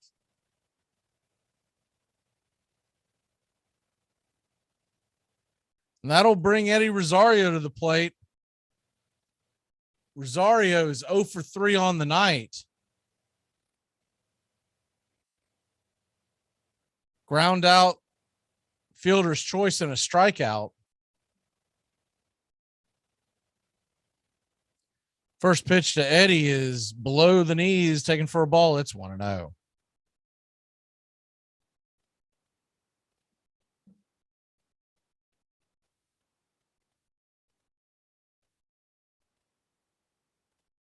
Looking ahead to the 8th inning, the Cardinals will have Carlson, Edman, and Capel facing Matzek. The 1-0 swung on and roasted up the middle for a single. Rosario rounds first, and he'll put it on the brakes. So 2-out single by Eddie Rosario. 97 miles an hour off the bat. It was a comebacker. Fernandez had no chance of making a play on.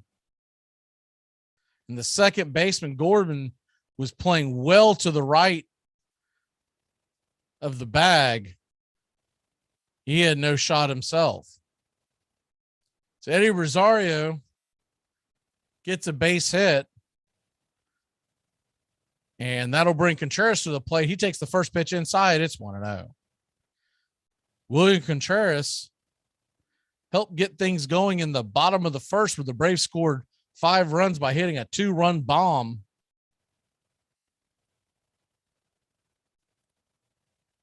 The 1-0 pitch to Contreras is inside, ball 2, 2-0. Notice Contreras is now starting to open up his batting stance. He's always had one of the most straight up and down batting stances I've ever seen, but it's usually more level with the plate. Now it's kind of opened up against right-handers. It might be because the delivery of Fernandez is kind of funky. The 2-0 pitch is on the outer edge of the plate at the knees, 97 miles an hour, called for a strike. It's 2-1. They have headed to the top of the 8th in Cincinnati, Ohio. It's 0-0, New York and the Reds. The 2-1 pitch with 1 on, 2 out to Contreras, off the plate, ball 3, 99 mile an hour fastball in the dirt. It's 3-1 to Contreras. Phil Gosselin standing on deck. At some point, Fernandez might pitch around Contreras.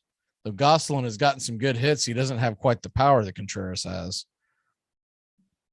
William asks for time as he steps out of the batter's box to readjust his glove. Contreras, too, is starting to wear the all-yellow batting gloves, and just like Acuna, the 3-1 is in the dirt. 98 mile an hour fastball, ball 4, and that'll send William down to first base. Runners on first and second.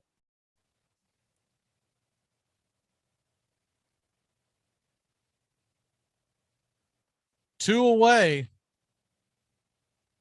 And Phil Gosselin, who's 1 for 3 on the night, is coming to the plate.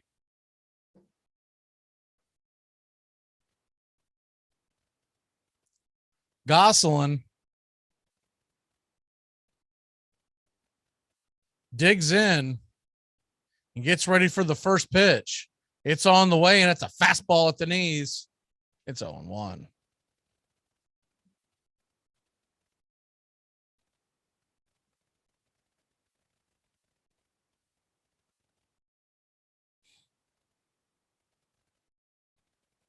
The 0-1 pitch from Fernandez is swung on, hit to the right side, right at Goldschmidt. He's on it. He'll go step on the bag, and that'll end the inning. So the Braves put 2 on, but fail to score. We head to the top of the 8th. Tyler Matzek coming out of the bullpen. You saying you want a piece of me? I can drop you like a bag of dirt. You want a piece of me? You got it! Okay. Ready to rock. You're listening to the Armchair Quarterbacks. We are Armchair Quarterbacks on Facebook. Find us today.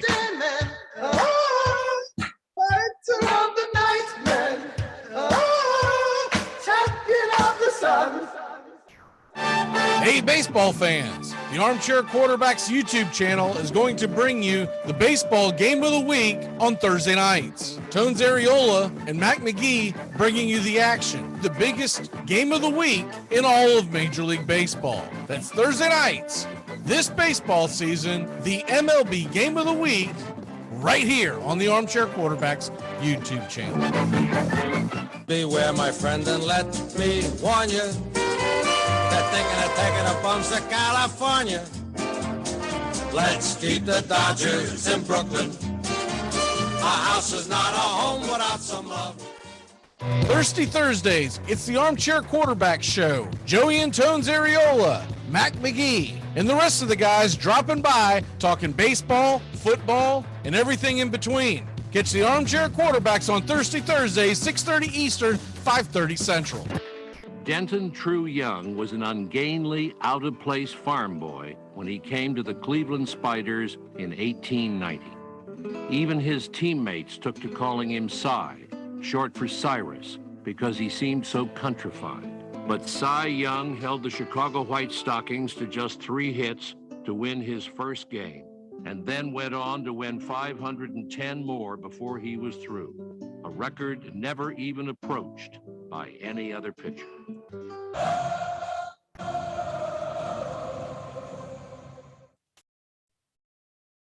Welcome back to Braves Country Baseball. The Braves lead it 7-1. We head to the top of the eighth, excuse me. And for the first time in a long time, Tyler Matzek comes jogging out of the bullpen, try to help nail this game down. Tyler Matzek, of course, a part of that World Series championship and was one of the big time heroes. We always go back to that seventh inning against the Dodgers. I think most of us that lived it. Matzek has a 2.93 ERA since the beginning of last year. And he'll face Dylan Carlson. The first pitch to Carlson is a fastball inside. It's 1-0. Adam Duvall has came back into the picture. He is playing left field. He will relieve Eddie Rosario. 1-0 pitch is swung on and fouled down the right field line. It's 1-1. Good to see Duvall back at it. He hurt his hand in Cincinnati. The hit by pitch. The 1-1 delivery from Matzek. Contreras sets up inside and 94-mile-an-hour fastball. Did he go around? He did. Strike number 2. Tampa Bay leads Boston 8-3. That game is heading to the 8th. I'm sorry, 8-4 now. Pittsburgh leads the Yankees 5-2 in the 9th. The 1-2 delivery from Matzek, fastball on the outer edge, called for a ball. It's 2-2. 95 miles an hour. One that Blue has called a strike a couple of times, but not this time.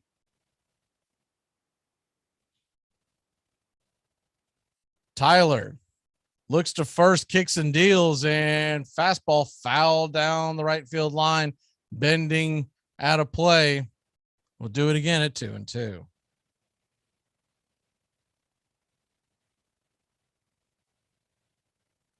San Francisco and Arizona have just gotten started. It's 0-0 in the second. I believe the Giants have lost 11 of their last 14 games. The 2-2 pitch from Matzek is swung on and grounded over to third. Riley's got it. He'll fire it across the diamond. Olsen's got it. There's one away. Toronto and the A's, they are tied at 2. That game is in the second as they're playing out in Oakland. See, Oakland got good news. It looks like they are going to be staying put in Oakland as a new deal for a stadium has been put in play. Really looked like, I really thought Oakland was about to head to Las Vegas, but I do believe Vegas will get a team one way or the other in the near future, whether it's a team moving or they are talking about a two-team expansion in the near future. First pitch to Edman is a fastball way out of the zone. It's 1-0. Dodgers and Rockies are about to get going.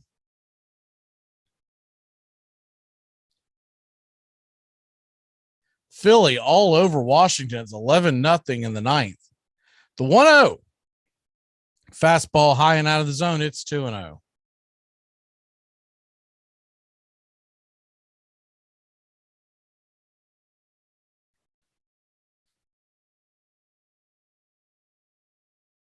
Braves 7, Cardinals 1. We're in the top of the 8th inning. Chance to take the first 2 games of this 4-game set. The 2-0 on the way in, fastball off the plate, ball 3. It's 3-0. Capel stands on deck. Cardinals may pinch hit.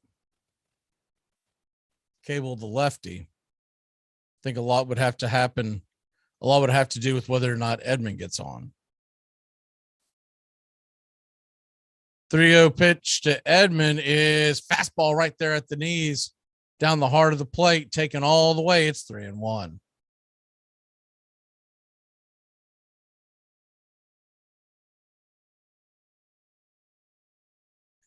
Braves 3.5 games back behind the New York Mets. The Mets are tied in the 8th with the Reds.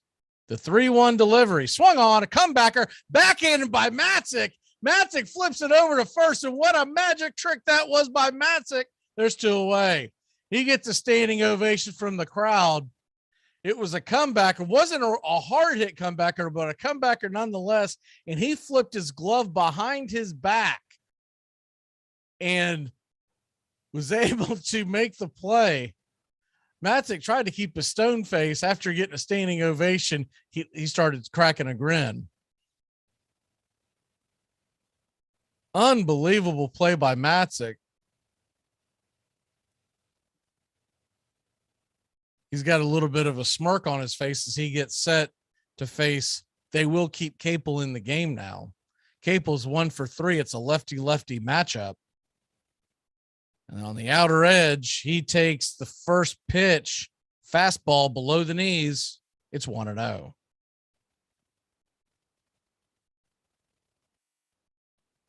Connor Capel, 250 on the year with 1 home run, 2 RBI. 1-0 delivery from Matzik is in the dirt wide, 94-mile-an-hour fastball. It's 2-0. Matzik seems to be shuffling his feet quite a bit as he's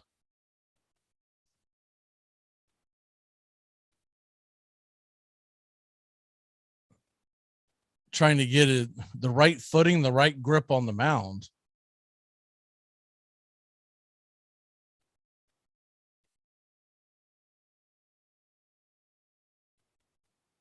The 2-0 pitch, fastball inside, bends Capel out of the way. Ball 3. It's now 3-0.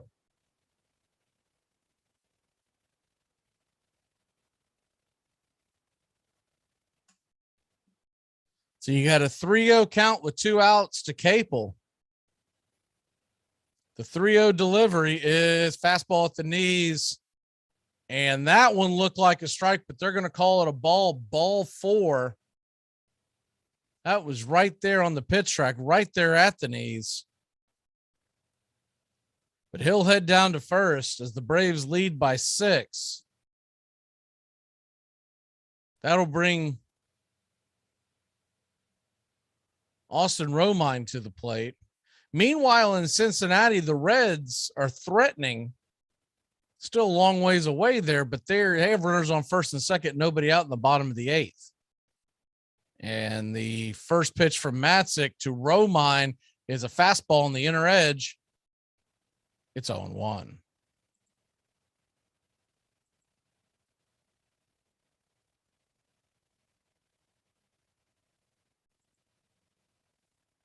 The 0-1 delivery is fastball high and out of the zone. It's now 0-2. Max Scherzer tonight, by the way, pitched 6 innings, 11 strikeouts. They pulled him with about 78 pitches. The 1-1 from Matzik is swung on and missed, strike 2, fastball top of the zone. Romine couldn't lay off. It's 1-2. He pitched 79 pitches tonight. 57 of them were for strikes, Max Scherzer. So he was on. They probably didn't matter what the pitch count was. They didn't want him pitching it, going out for a 7th inning, coming off that injury. 1-2 from Matzik with 1 on and 2 away is fastball in the dirt off the plate. It's 2-2.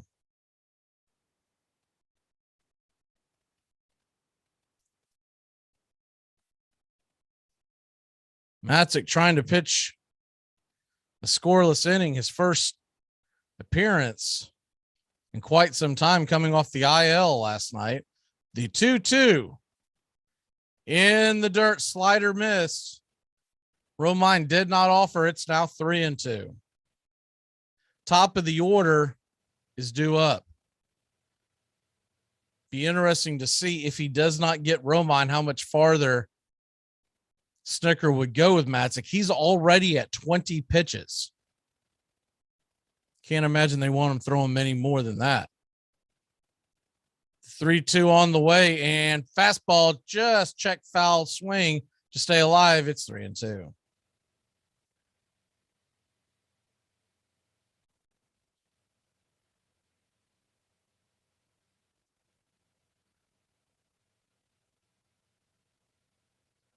Warming up in the pen is Darren O'Day.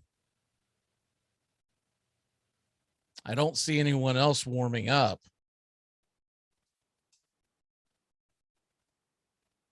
3-2 delivery from Matzik. 1 on and 2 away. The runner is going, and the pitch swung on and hit high and deep into left field. Going back is Duvall. He's going to come in and make the catch, and that'll end the inning. So all in all, a good inning from Matzik, his first time back. We'll head to the bottom of the 8th. Atlanta leads it 7-1. Emotional, damn it.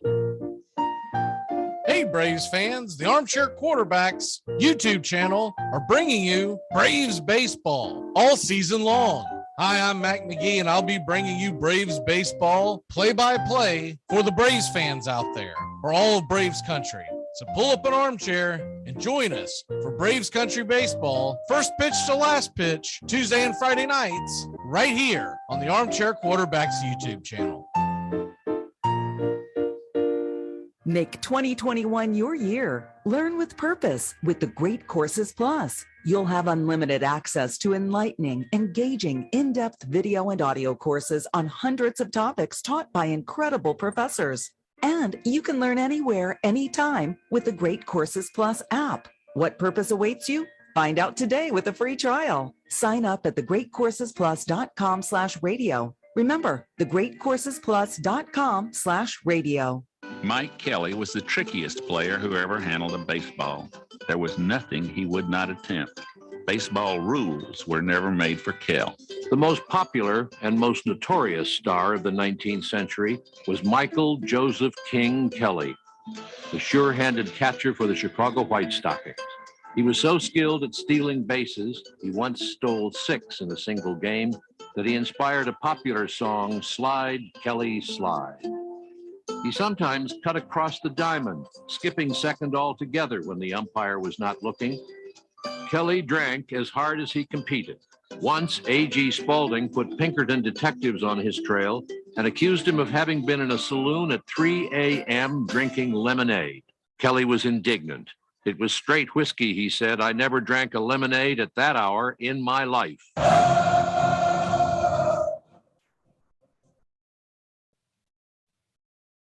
Welcome back to Braves Country Baseball. The Atlanta Braves lead the St. Louis Cardinals 7-1. By the way, it has gone to the 9th inning. It's still tied up in Cincinnati. Reds had runners on first and second, nobody out, and failed to score. The Cardinals are heading back to the bullpen again, and they will bring in Thompson.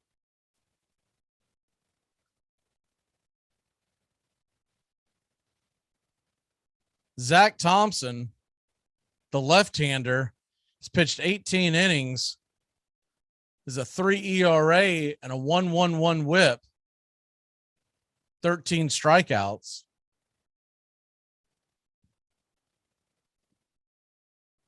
Thompson will be facing Michael Harris, Ronald Acuna Jr., and Dansby Swanson. And if anybody gets on, Matt Olson. So 1 lefty and 2 righties. First pitch on the way from Thompson is swung on and hit foul down the left field line. It's 0-1. Lars Nootbaar has came in to play left field for the Cardinals. Brendan Donovan slides over to third. And Edmundo Sosa is at short. The 0-1. Swung on and missed, 96-mile-an-hour fastball, the top of the zone. It's 0-2.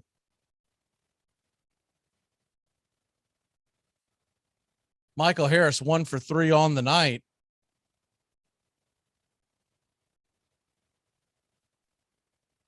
Thompson steps off the rubber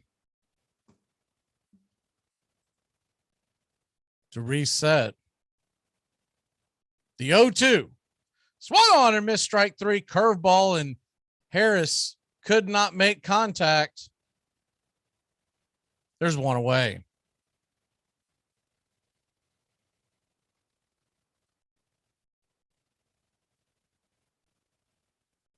Appreciate you stopping in and listening to Braves Country Baseball. It is time for the Braves Country Baseball birthdays. Happy 28th birthday to Shohei Ohtani of the Los Angeles Angels. Other baseball birthdays in a second as Acuna steps in and the first pitch is a curveball in the dirt. It's 1-0.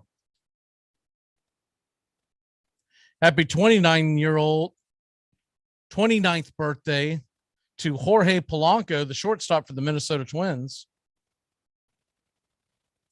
Remember old Goose Gossage as the 1-0 pitch is swung on and hit hard to the left side. On it is the third baseman. He'll flip it over to first. Donovan to Goldschmidt.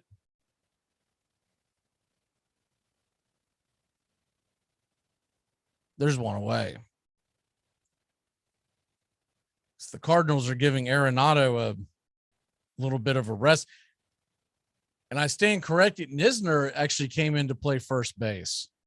So they have set Goldschmidt as well. First pitch is on the way to Dansby, and it's a curveball, outer edge of the plate. It's 0-1. Goose Gossage is 71 years old today, 9-time All-Star for the Yankees. The 0-1 pitch is outside, taking first strike. It's off the plate, but called for a strike. It's 0-2. That's a 7-1 bottom of the eighth strike. Gary Matthews, the Sarge, he turned 72 years old today. The 0-2 swung on and hit high, but not very deep into center field. Underneath it to make the catch. Carlson for out number 3, and we'll head to the top of the 9th inning. The Braves lead it 7-1. Hi, I'm your biological dad. Hi. My name's Rob. Well, that's ironic. Why is that? Because it's kind of like what you did in my childhood. Armchair. Tom has been a teacher for over 40 years. One day, I think one of the students had asked the question and he didn't remember the answer. I also noticed that he was letting his class out earlier than they were supposed to let out. I was really starting to worry. Levi and I talked about how it would change our lives, but he was there beside me. When something feels different, it could be Alzheimer's. Now is the time to talk. Visit alz.org/ourstories to learn more. A message from the Alzheimer's Association and the Ad Council. Thirsty Thursdays, it's the Armchair Quarterback Show. Joey Antones Ariola, Mac McGee, and the rest of the guys dropping by, talking baseball, football, and everything in between. Catch the Armchair Quarterbacks on Thirsty Thursdays, 6:30 Eastern, 5:30 Central. You'll do anything to stay healthy. So isn't it time to think about your water? Aquasana water filters remove contaminants other filters don't, like lead, bacteria, viruses, and pesticides. Up to 99% of 88 contaminants, while leaving vital minerals you need like potassium, calcium, and magnesium. Visit waterfilter.com now for pure, delicious water and the ultimate peace of mind. Aquasana, better water, better you. Kelly and other carousing Chicago players were widely blamed for losing the championship to St. Louis in 1886. That winter, an exasperated Spalding sold Kelly to Boston for the unheard of sum of $10,000. Chicago fans were devastated, but Boston fans were so delighted they presented their new star with a house and a carriage drawn by 2 white horses in which to ride to the ballpark.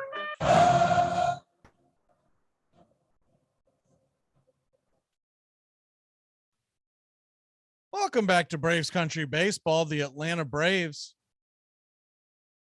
lead the St. Louis Cardinals 7-1 as we head to the bottom of the 9th inning, and Jackson Stevens, the big right-hander, will come to the mound to try to put the final nail in the coffin. Jackson Stevens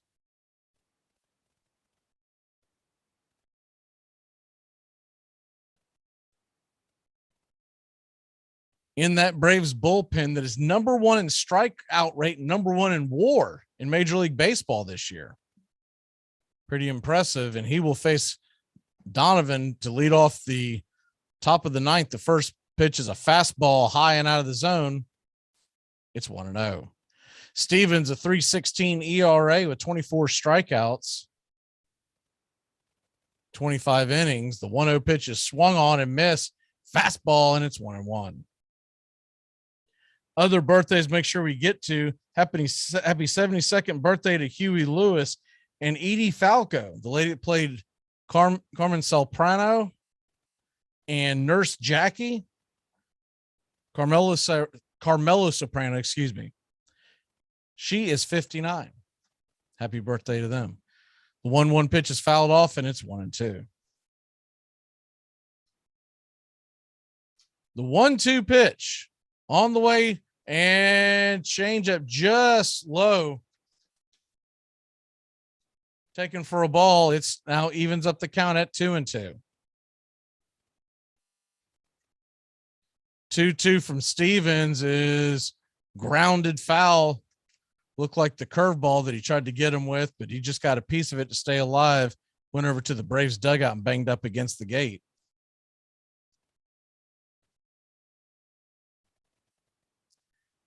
Standing on deck is the designated hitter, Yepez. The 2-2 on the way. Fastball inside. Ball 3. It's 3-2. Guess the good thing is the Braves do not have to deal with either Goldschmidt or Arenado here in the ninth. 3-2 pitch on the way, and fastball foul down the left field line, 95 miles an hour. We'll do it again. It's 3-2.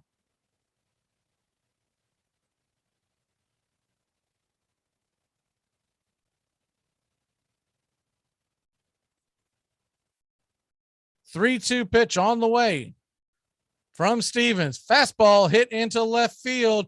On it is Duvall. He's underneath it for out number 1. And the Braves are 2 outs away. By the way, they're heading to the bottom of the ninth in Cincinnati, Ohio. It is still 0-0. Maybe the Reds can help out the Braves. Steal one from Max Scherzer and the Mets tonight.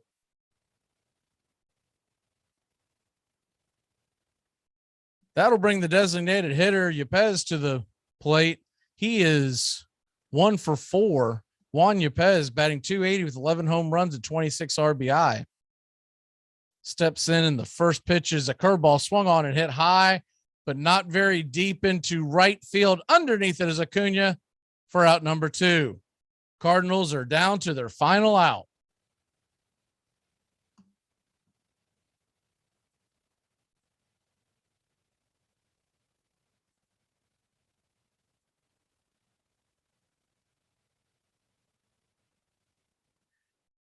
That's going to bring Lars Nootbaar into the game. Nootbaar batting .139 in 39 games. He's mainly a bench guy. He comes to the plate, and the first pitch is swung on, and 96-mile-an-hour fastball roasted into left field. On it is Duvall, and it's a 2-out single for Lars Nootbaar.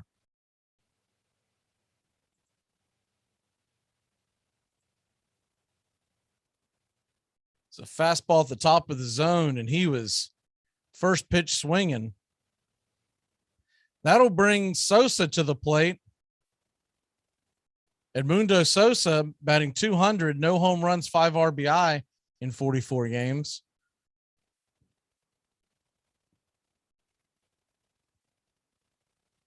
And the first pitch on the way to Sosa is a fastball at the knees, 95 miles an hour on the outer edge. It's 0-1.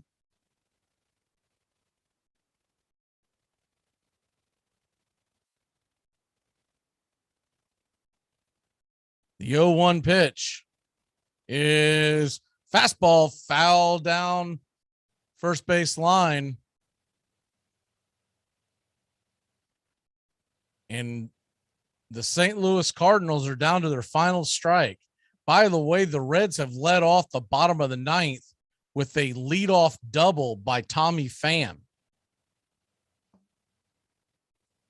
Here's the 0-2 pitch in the dirt. Ball one. It's 1-2.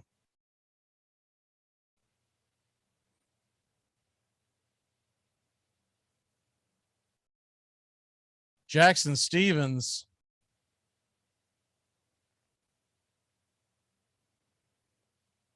His 14th pitch of the inning. As Contreras sets up outside, the 1-2 swung on or missed, strike three, and that'll do it. Your Atlanta Braves beat the St. Louis Cardinals 7-1 to take the first two games of a 4-game series. They pull within 3 games of the New York Mets. If the Reds can cash in a run in the bottom of the 9th, the Braves would pull within 2.5. But regardless, we gain another game on the Cardinals. We will now be 4.5 in front of them in the wild card standings. We're 1.5 games in front of San Diego. Those are the top 2 teams in the NL wild card behind Atlanta. Miami won, so they'll stay 7.5 back of Atlanta, and the Giants are 5.5 back. They're playing tonight. Braves 7 runs, 12 hits, no errors. Cardinals 1 run, 9 hits, 1 error. Your winning pitcher is going to be Ian Anderson. The losing pitcher, Palante.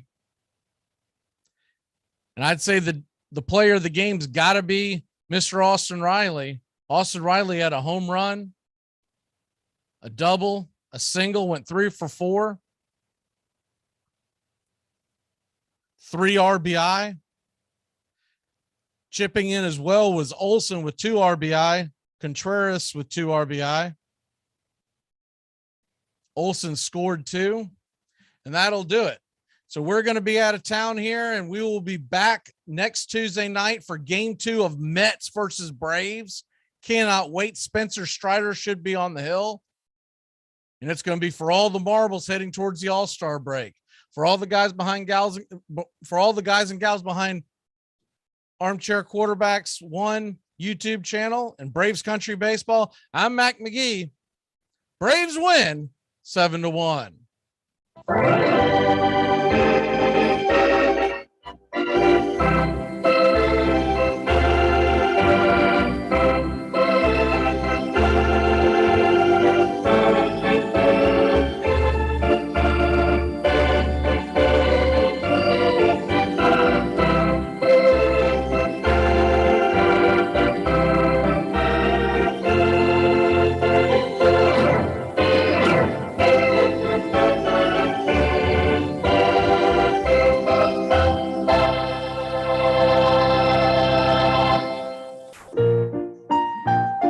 Braves fans, the Armchair Quarterbacks YouTube channel are bringing you Braves baseball all season long.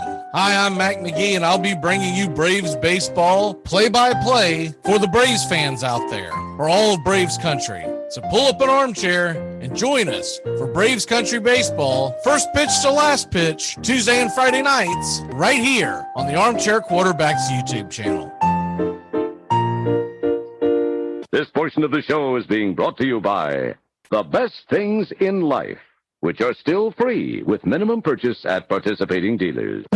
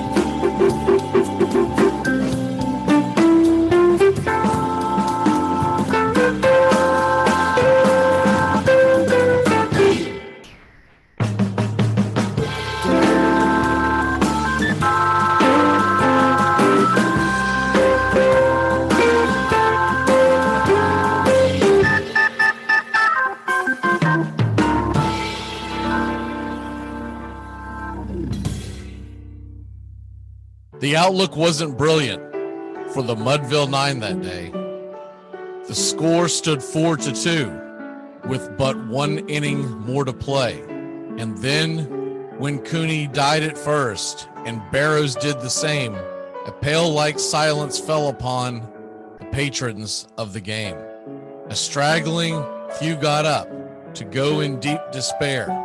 The rest clung to hope which springs eternal in the human breast.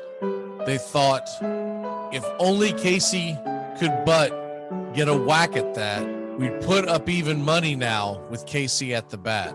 But Flynn proceeded, as did Jimmy Blake, and the former was a hoodoo, while the latter was a cake. So upon that stricken multitude, grim melancholy sat, for there seemed but little chance of Casey getting to the bat. But Flynn let drive a single to the wonderment of all, and Blake, the much despised, tore the cover off the ball. And when the dust had lifted and men saw what had occurred, there was Jimmy safe at second and Flynn a hugging third. Then from 5,000 throats and more, there rose a lusty yell.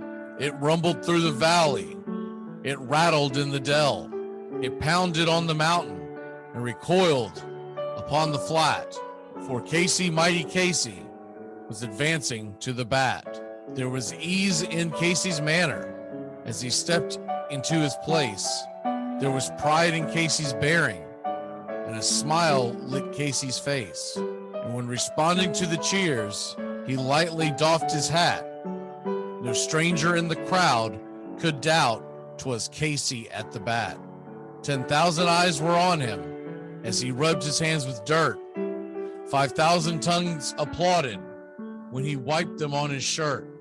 Then while the writhing pitcher ground the ball into his hip, defiance flashed in Casey's eyes. A sneer curled Casey's lip. And now the leather-covered sphere came hurtling through the air, and Casey stood a-watching it in haughty grandeur there. Close by the sturdy batsman, the ball unheeded sped. That ain't my style, said Casey. Strike one, the umpire said. From the benches black with people, there went up a muffled roar, like the beating of the storm waves on a stern and distant shore. Kill him! Kill the umpire, shouted someone on the stand, and it's likely they'd have killed him had not Casey raised his hand. With the smile of Christian charity, great Casey's visage shone. He stilled the rising tumult. He bade the game go on. He signaled to the pitcher, and once the dun sphere flew, but Casey still ignored it, and the umpire said strike two. Fraud, cried the maddened thousands, and echo answered fraud. But one scornful look from Casey, and the audience was awed. They saw his face grow stern and cold. They saw his muscles strain, and they knew that Casey wouldn't let that ball go by again. The sneer is gone from Casey's lip. His teeth are clenched in hate. He pounds with cruel violence his bat upon the plate. And now the pitcher holds the ball, and now he lets it go. And now the air is shattered by the force of Casey's blow. Oh, somewhere in the favored land, the sun is shining bright. The band is playing somewhere, and somewhere hearts are light, and somewhere men are laughing, and somewhere children shout. But there is no joy in Mudville. Mighty Casey has struck out. Goodbye, sweetheart, well, it's time to go. We're back tomorrow with another show. Well, unless we're fired, we'll talk to you then.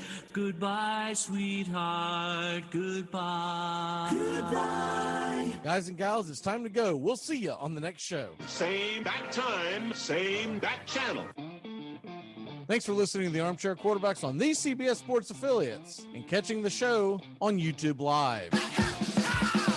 The Armchair Quarterbacks bring you Braves Country Baseball every Tuesday and Friday night, play-by-play with Mac McGee. Find Armchair Quarterbacks on YouTube Live today. Please subscribe and share and take us everywhere you go. The Armchair Quarterbacks, your first choice for Southern sports talk, live from the First Coast. Gonna get